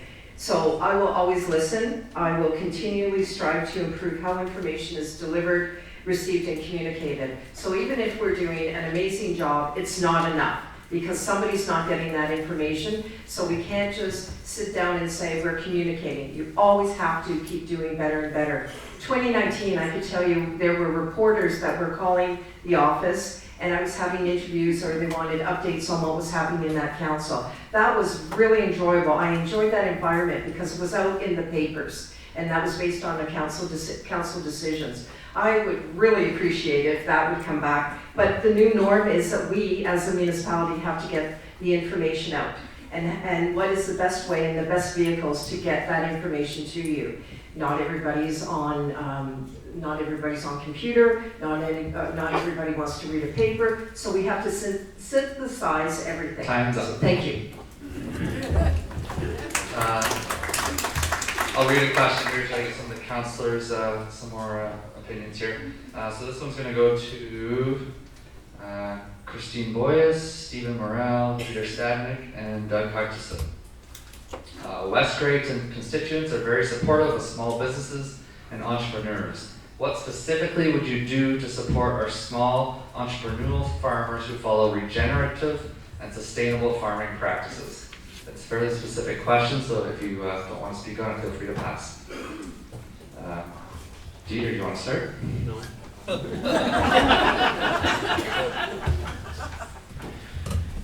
I was at the Normandy Plow match, and I was talking to the queen of the furrow there about the death of the family farm and how that happens. And a lot of, if you don't take over the farm that your parents worked on, move out, they end up kind of getting all bought up, and now what was 10 farms is now maybe one farm, and one person came in and has all of the crops. So, I mean, part of that problem, I suppose, would be, the affordability of the area. It's hard for young people to really see themselves, especially in agriculture. It's a tough go, but I think we need to do some things like making it so you can live in a smaller home and giving opportunities for young people that makes them want to take up the farm. Work with there's programs in Guelph in the Saugeen Economic where they tie up budding agriculturals experts, students, with people that are retiring. And it does that handover. In case their kids don't want to do it, there's someone who studied agriculture that will take over for them. Thank you. Stephen Mayoral. Me. Thank you. Thanks, Peter. Thanks for the question. Yeah, I support one by being a customer of a CSA. Both through the summertime and both through the winter share, which I'm wondering if it's coming soon. So what would I do? As I said earlier, I would work to increase more access to markets, local markets, for local food producers. I would work to more innovative zoning to allow those who have these kind of farms, which are labor-intensive farms, so that they can build places for these learners, for these workers to come and learn on the land. There's different ways we can support them, being customers, number one, and number two is, I think, opening up markets and getting food security in West Grey. Thank you. Doug Hutchison. Thank you. Yeah, the farming community has really changed over the years, as you know. There's a lot of big farmers now. The small family farm has changed incredible, a lot less of them. Though we do have a group of citizens that are coming to our area and are doing a great job on small farms and doing a lot of roadside markets. And I think that's part of the solution is, again, to buy local, as some people have already mentioned, farm gate, sales at the farm gate.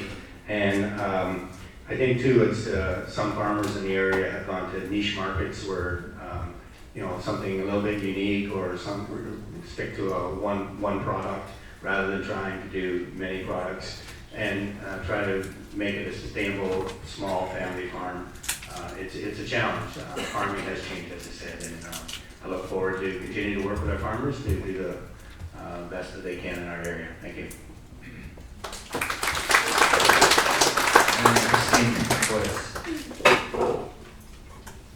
Mine's a fairly simple answer. I understand the cost of overhead for property, land, livestock. Again, as a business owner, I get that.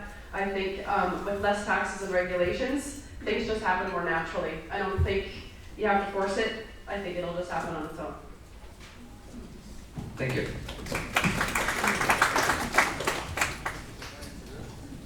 My question is for the mayoral candidates.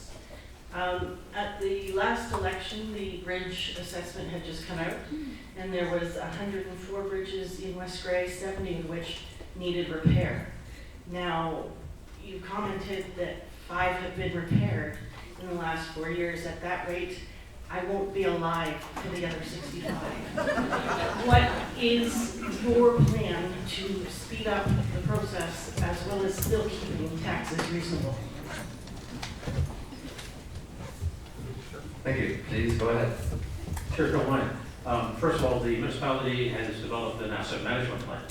And what that means is we now have some structure around what we can do when we should do it. And we also have priority for bridges, for example. We actually have 106 bridges and culverts.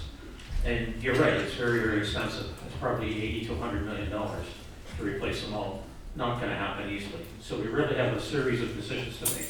What stays open, what gets closed, what gets repaired, and what gets replaced to a culvert where possible. And that reduces your overall costs. So that's exactly the way you're going to manage it. I managed asset management before, and that's exactly the way it has to happen if you want to be affordable. But you won't be able to keep everything open at that kind of cost if they all break or wear out sooner than you expect. And part of that is because the past has not managed. Some of these bridges are 100 years old, 102 years old, sorry, they were built in 1920, and they've not been maintained properly. So we're trying to manage that. Thank you.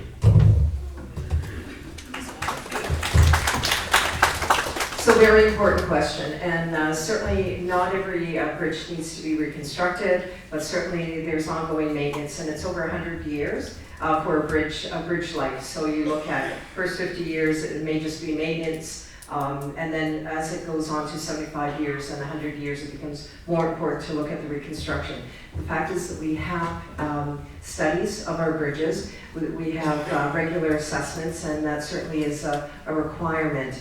And I must say that it's really important, and I've talked to council to emphasize looking at least 3 bridges a year, and we have to have functioning infrastructure so that we have people wanting to live here, that people want to stay living here, that we have businesses here, and that have different events take place. Infrastructure is really important, and the key is to keep an eye on it and to make sure we have the funding available. And that includes funding through the other orders of government, to be very active in getting that funding as well as paying attention to the taxes. Thank you. I think that's an interesting question. We just heard that we didn't have a bridge assessment done, and now I've just heard, yes, at the beginning of last council, and it's been for the last 20 years that I've been around with council, 22, every term there has been a requirement and there's been a bridge assessment done. 10 years prior and going back even past that, starting in 2008, I believe it was, and I see the Public Works Director previous has just retired a couple of years ago, Ken Gould. We did a successful job of doing at least 5. And does the bridge have to go back in? I think that the mayoral candidate Townsend just said, we've got different options, and we've started to use some of those options in the last 10 years, previous to this term, and we've got to continue to do that. The one obvious factor is there's some bridges that won't get replaced for the simple fact that they were built in a horse and buggy era. We're in this era now of electric vehicles. Time's up. Do we need all of them?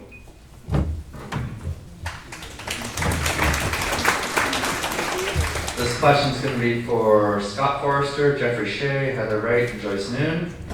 What will you do to improve accessibility to transportation in our community for those living with disabilities, specifically for increasing awareness and accessibility for transportation within and between communities and towns?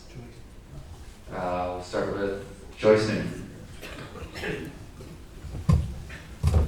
Well, that's a very good question. I didn't prompt myself for educating myself on this particular question, but accessibility, of course, is very important in today's society, making it accountable for everyone. We do have the transit transportation currently that Grey County's got in place in which travel through West Grey, so we do have that one option.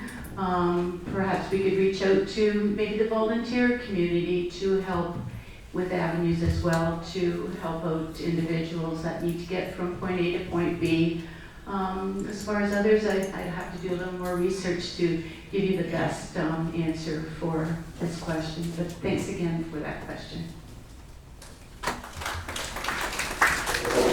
We'll go to Heather Wright. That is a great question, and we're almost at crisis in that in our community here, and probably Ayton used to have the same thing. We only have the mobility from Grey County, and they can't be everywhere. There's so many seniors, a growing population of seniors, so we have people that call us at the Legion continuously asking if someone will come and pick them up and take them to events and whatnot, but that becomes a liability thing for the volunteer. So it's definitely a need. We have very few taxi services as well. So I guess we're going to have to lobby Grey County to make a bigger mobility bus. Thank you. We'll go to, who else did I say there? Jeffrey. There we go, Jeffrey Shea. Got it. Yeah, that's a great question. Many of you know me and know my son Yoshi, who's wheelchair bound and relies on this sort of transportation all the time. We're very fortunate to have SMART, Soggy Mobility, something transportation, that does serve our neighboring municipalities. We opt into that as the municipality of West Grey. That's not a Grey County service. And they do an excellent job of providing location-to-location transportation within the county. We also recently developed, or the county developed the two bus services, the one that runs to Guelph and the other one that runs across the, together with Owen Sound, that runs across the county. When those were initiated, they weren't designed to be fully wheelchair accessible. And I thought this was astonishing that in this day and age, we would be implementing a new bus service without considering the accessibility community. And I think the reason that happened is because we don't have sufficient awareness and education. So that's another aspect to solving this problem. Thank you. All right, thank you, Jeffrey, for pretty much answering the question. There isn't much more to say. Thank you.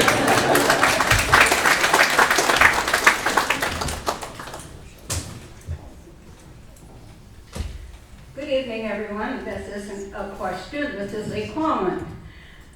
If anybody notices how many gravel trucks are on the road now, they're not the single axle anymore, they are tandem and a block long, to me.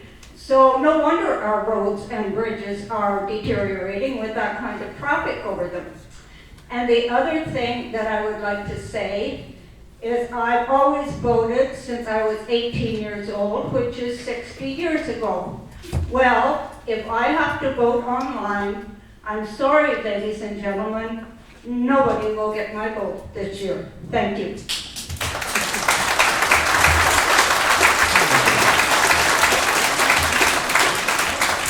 And there was no question there, so we'll move on.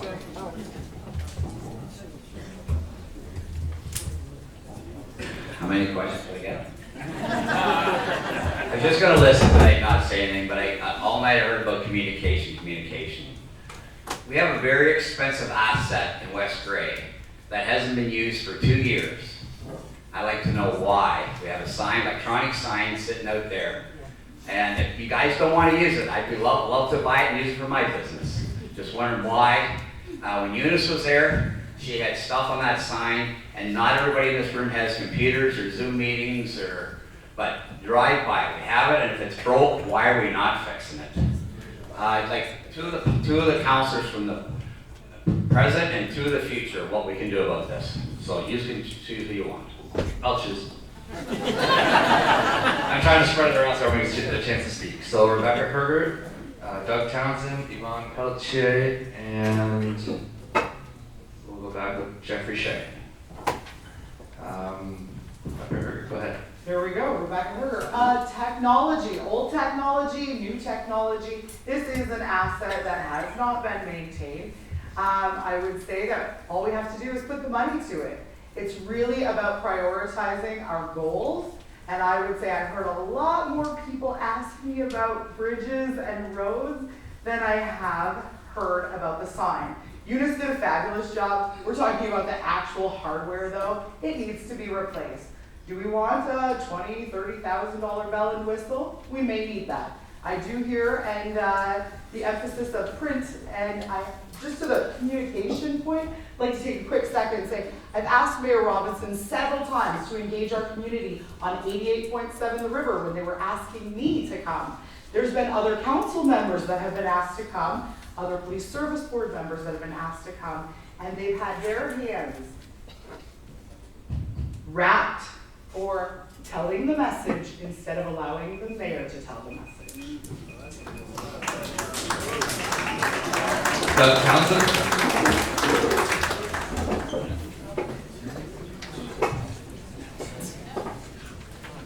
Thanks.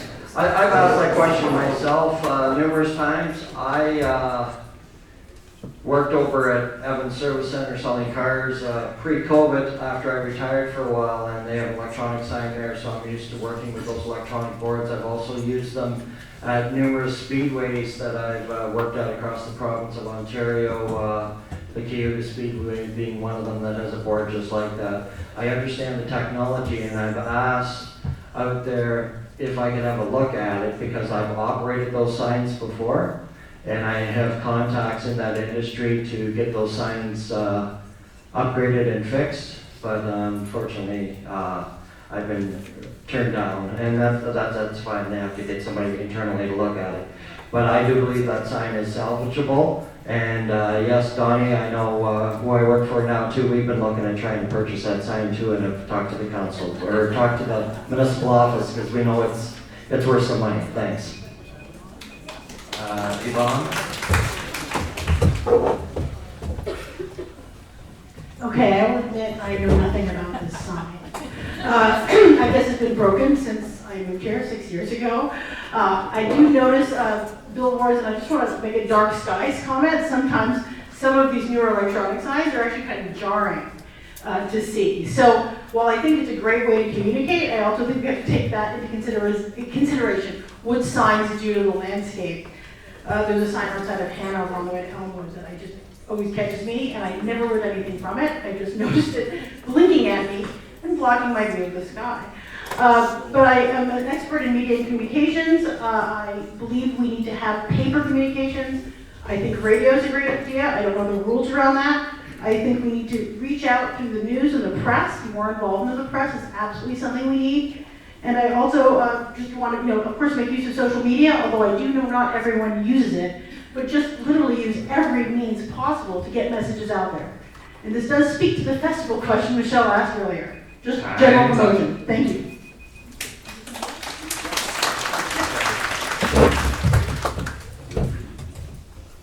This is probably close to the last rounds of questioning. This is the last question. This is the last question. So I was kind of hoping I would be asked about libraries, community safety and well-being, equity and justice, reconciliation, climate change. I wanted to talk about the 4 new electric car charging stations that we're going to be building within West Grey. But instead, I'm going to answer Don's question about the sign.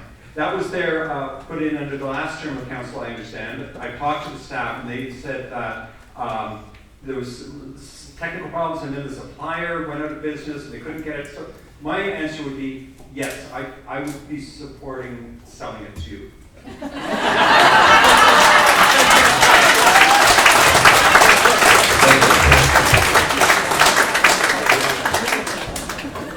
So just keep on schedule here and get over there here shortly after 9 as planned. We'll go to closing comments. So similar again, everyone's only going to get 1 minute. We're going to start with the councillor candidates, then to the deputy mayor candidates, and then to the mayoral candidates. We're going to go in reverse order. So starting is Paige Cruson.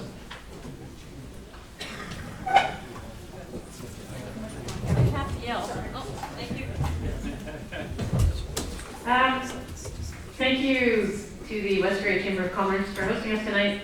I know you're going to hear that a lot in the next few minutes. Thank you everyone for coming out. I think, as I said before, I think we've got a really, I've honestly been blown away by how much interest there has been in municipal elections. I heard that, interest in this municipal elections is the lowest voter turnout of any election, and it's been fascinating to see how many people have been in touch and how many people are interested in the issues. And I'm awed by the current and, the people that are running in this election. And I think that, again, whoever you vote for, you've got a really committed group of people who are really interested in doing their best, whatever their views are on particular issues, to try and serve the community. And again, thank you. I hope that I have the opportunity to serve, but if I don't, I will find another way. Thank you. Thank you. Hutchison. Thank you. As West Grey continues to grow, there are many plans and reports that we have worked on to help us steer this growth. And a lot of people question some of those. As a third-term councillor, I want to see us complete our asset management plan, where we give us direction on replacement and repair of all facilities and infrastructure. Our official plan review is underway, which will help guide the growth in West Grey. It's on the website, and you can comment on that. I believe the completion of an economic development strategic plan with Grey County's guidance will help drive this. People move to this area because of its natural beauty. As a councillor, I will continue to promote our recreational potential, our rivers, our trails, which I've been actively pushing for tourism opportunities and for festivals. I want to thank the West Grey Chamber for hosting this event and Kevin for moderating. And thank you for coming out. It obviously shows that you're interested in looking at the future of West Grey. Thank you very much for coming. Thank you, Brian Carr.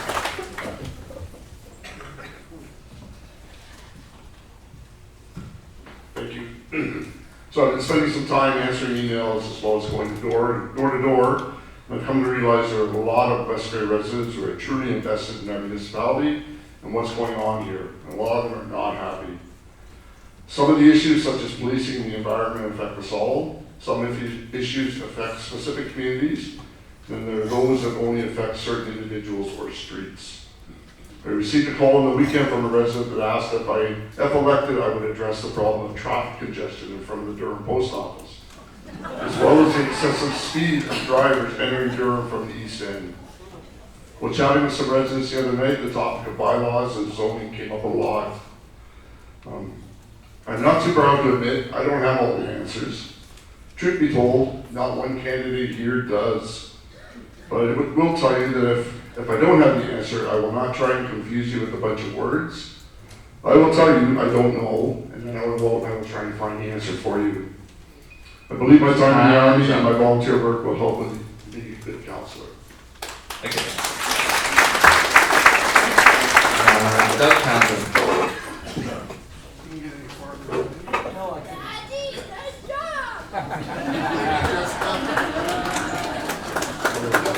I did not see the election process as a popularity contest like some with an overload of signs and splash. It is in fact to me a job interview. You, the residents of West Grey, have to hire the next council, and therefore you need to choose who you feel will best fit the needs of the municipality, who will act in your best interests at the council table, and who will be open, honest, and approachable. I am neither a flashy or a wordy person, or someone who has a lot of degrees hanging on the wall. I've been in the working world since 18, and I've worked hard to get where I am today. Now I am willing to put my hardworking values and ethics to work for you, the residents of West Grey, at the council table. So from October 14th to 24th, please vote. Please check with your family members and neighbors and make sure they vote, because this election is very important to West Grey. I'd like to thank the Chamber and Kevin for hosting this tonight. Again, I am Doug Townsend. Thank you for your time tonight, and I would appreciate your vote. Thank you. Heather Wright.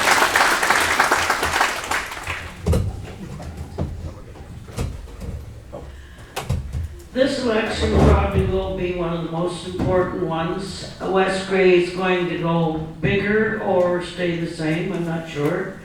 I am here tonight to ask for your support. And should I be elected, I will do an honest and ethical job. I'll help do planning, because it seems to me, because of lack of planning, that seems to be what everybody's talking about. We need to know where we're going in the future. Anyway, thanks for everybody having the meeting tonight, and I would appreciate your support.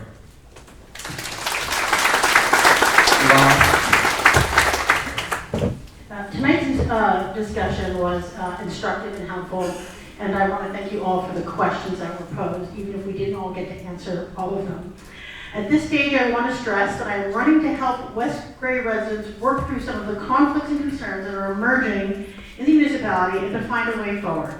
I would bring solid communication skills, thoughtfulness, and civility, as well as good old-fashioned research and analytical abilities to the office of councillor. I'm invested in this community as a resident for the long term and hope to see it brought into the future in a climate-active way. I want to be sure we protect what is best about West Grey. Regardless of the outcome of this election, I've appreciated the opportunity to speak with so many of you. I look forward to continuing these conversations during the campaign and beyond. I've been canvassing in different communities and learned so much already. These on-the-ground conversations are something all elected officials might continue to do even after the campaign. Thank you all again.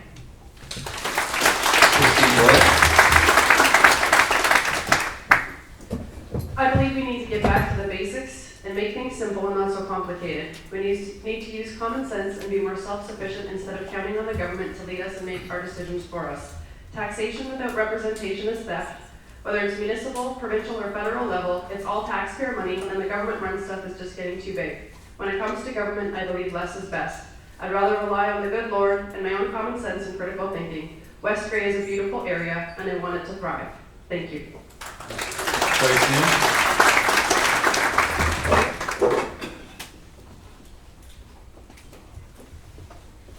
In closing, I'd like to express my appreciation for the general public's comments and concerns addressed this evening. I'd also like to thank you for giving me the opportunity to be part of this open forum for the upcoming election. I'm seeking this position to continue with challenging and meaningful work. My life and personal experience have instilled my passion for community service. It takes passionate volunteers that love and enhance their communities, and I can't thank my fellow volunteers enough for their dedication and the work they have completed to better our community. I'd like to be an advocate for these volunteers and let them be recognized. I feel I have the experience in public service and the motivation to be an effective impact in our community. My goal is to continue to be a voice for a collaborating team representing West Grey with integrity and compassion. I'd like to thank you for your time and consideration. Let my experience work for you. Elect Joyce, your choice.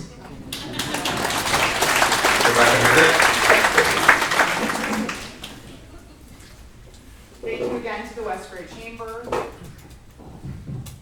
I have a deep appreciation for all the generations of people that have grown, developed, built our roads and bridges, cultivated our earth, and established our beautiful area of West Grey. I was the only member of council to vote no this year to a 6.6% increase. I felt that was too much for our community to bear. If I come to you with some sort of increase like that, I will be coming to you with a plan. That plan will be fully vetted. The questions will be asked, the difficult questions will be asked. I'm not asking for feedback, I'm asking for input. I want your input ahead of the decision being made so that we have a full decision and support of our community when we make these decisions.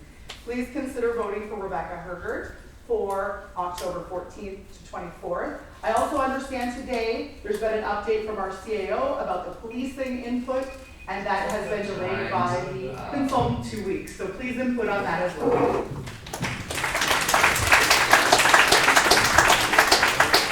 Jeffrey Shea?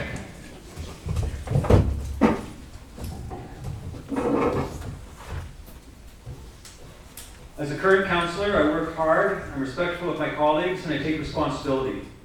In council meetings and on the street, I listen to people who might have better ideas than me, and I remain open to persuasion. I believe that being honest, open-minded, open-hearted, and collaborative is our best strategy for finding a path forward. Apart from that, I would just like to mention that Grey County bought 30 acres for the new Rockwood development, and they're going to use about 5 of that. So there's about 20 or 25 acres left over, and I think we should be working with the county to turn that into affordable and attainable housing and addressing a lot of the housing problems and homelessness problems that we're having in our community, especially housing for young families and seniors. So I just wanted to drop that tidbit as a sort of a pet project that I've got in the back of my mind and I would like to bring forward if re-elected. Thank you.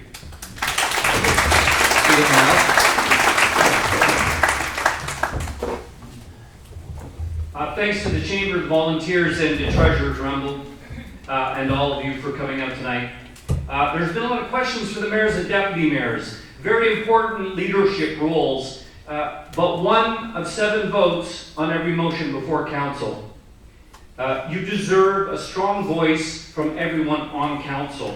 I will provide one of those voices for you. I will engage face-to-face in the community and amplify your voice back to council. I will ask the questions you ask me to ask at council, no matter how tough. On October 14th to the 24th, vote for more engagement, vote for more community like tonight, vote Mayoral. Thank you for coming in. Scott Forster?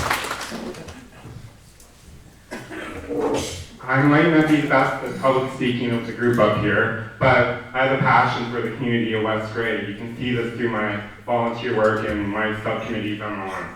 On October 12th, 14th to 24th, please vote for council members who will work for the people of West Grey and not for their own personal agendas. Let's bring a common sense approach to West Grey Municipal Council.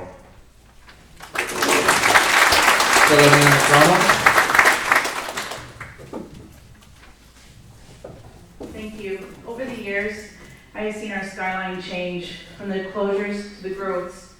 My 20+ years experience in business and customer service would benefit you through our continuing rises and falls. My strong communication skills and customer service skills will help enable us towards reaching our goals together. I will promise to work well with my council members, show respect, and at the end of the day, know that your tax dollars are being spent logically. For some of us here tonight, this is a new journey, and I will work collaboratively with you all. Choosing your leadership is not an easy task, and we appreciate your time in voting for us. I have a positive attitude towards building a strong community. West Grey is growing rapidly, building affordable homes and growing our shopping experiences. Working with small businesses throughout West Grey are important attributes to keeping dollars and people living in this community. Keeping our community safe as we grow with our experienced police force will help tie in together a community that I want to spend the next 20 years in. From October 14th to the 24th, vote for me to be your connection and your voice in council. Thank you.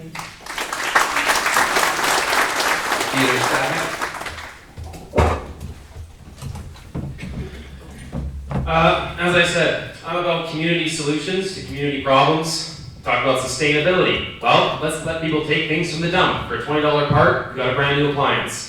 We have housing issues. Well, people want to build small homes. Young people want to live in small homes. Change the bylaw, let that happen. Some of these things can organically happen. We just think outside the box. We can't always wait for big funding from higher bureaucracy to come to us. I think we have that power.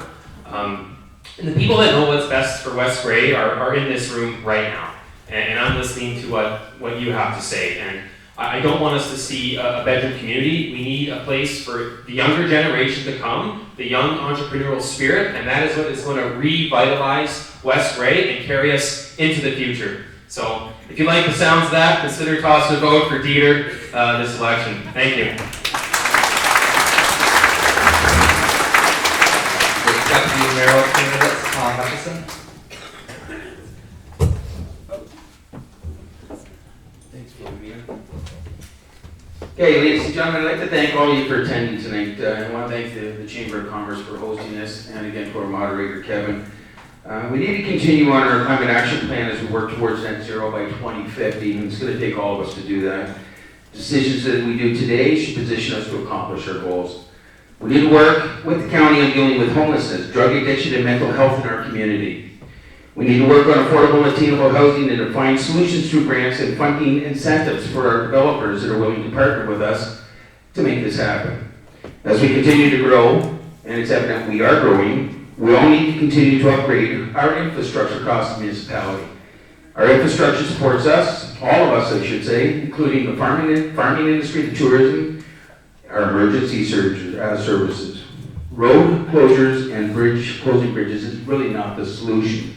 There are more economical options for bridges, and they include prefab structures where possible and conversion from a bridge to a culvert. Finding the balance of managing these assets, October 14th, 24th, Tom, thanks, bye.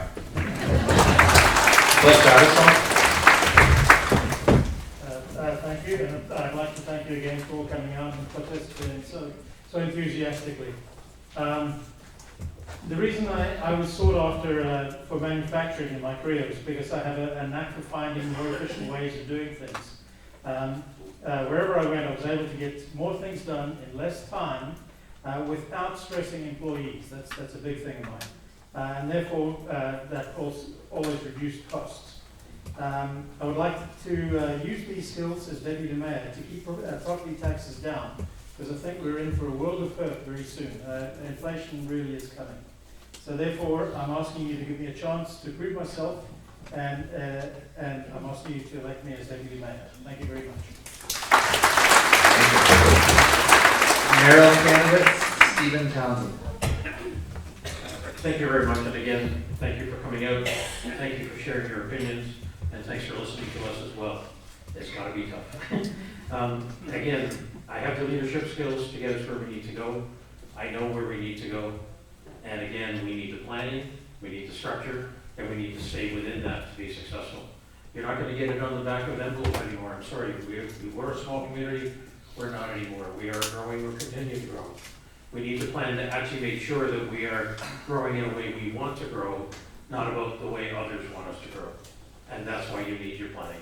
So thank you again for coming out, and I do hope you'll support me from the 14th to the 24th of October when you get to vote. Thank you.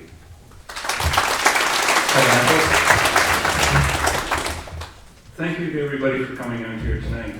And I'd also like to say thank you to the West Grey Chamber for putting this on, Kevin for doing a great job of moderating, and one person that is hiding behind that camera back there and has made everybody deaf. Tony, thank you for your participation here and putting that online for us.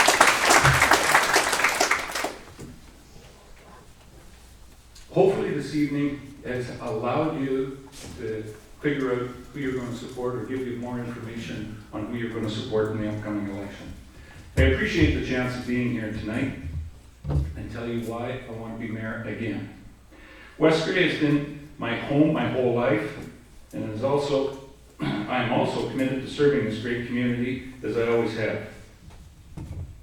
Around the council table, we need to restore common sense and focused decision making to make your tax dollars do the efficient and proper use. Thank you very much. Thank you. I am very grateful for the opportunity to be mayor of this wonderful municipality. I am committed to serving West Grey to the best of my ability. I get things done, ensuring that West Grey is thriving and progressing. I am a dedicated leader committed to ensuring the quality of life for West Grey residents, business owners, and the agriculture community, and future generations are held in high regard. Under my leadership, we have improved infrastructure, downtown cores, and recreational opportunities. I'm proud of the community building accomplishments today, including being spokesperson for West Grey under the Municipal Act. We must keep going. We must be doing much more hard work to carry on the job of building a bright future for our community. I would very much humbly ask that you please vote Christine Robinson for mayor. It would be my honor and my privilege to serve you. Thank you very much. This concludes our meeting tonight. I'd like everyone for coming out and actively listening and participating. I'm sure there's lots more coffee down there. If somebody wants a coffee for the ride home, feel free to grab one. And enjoy your night.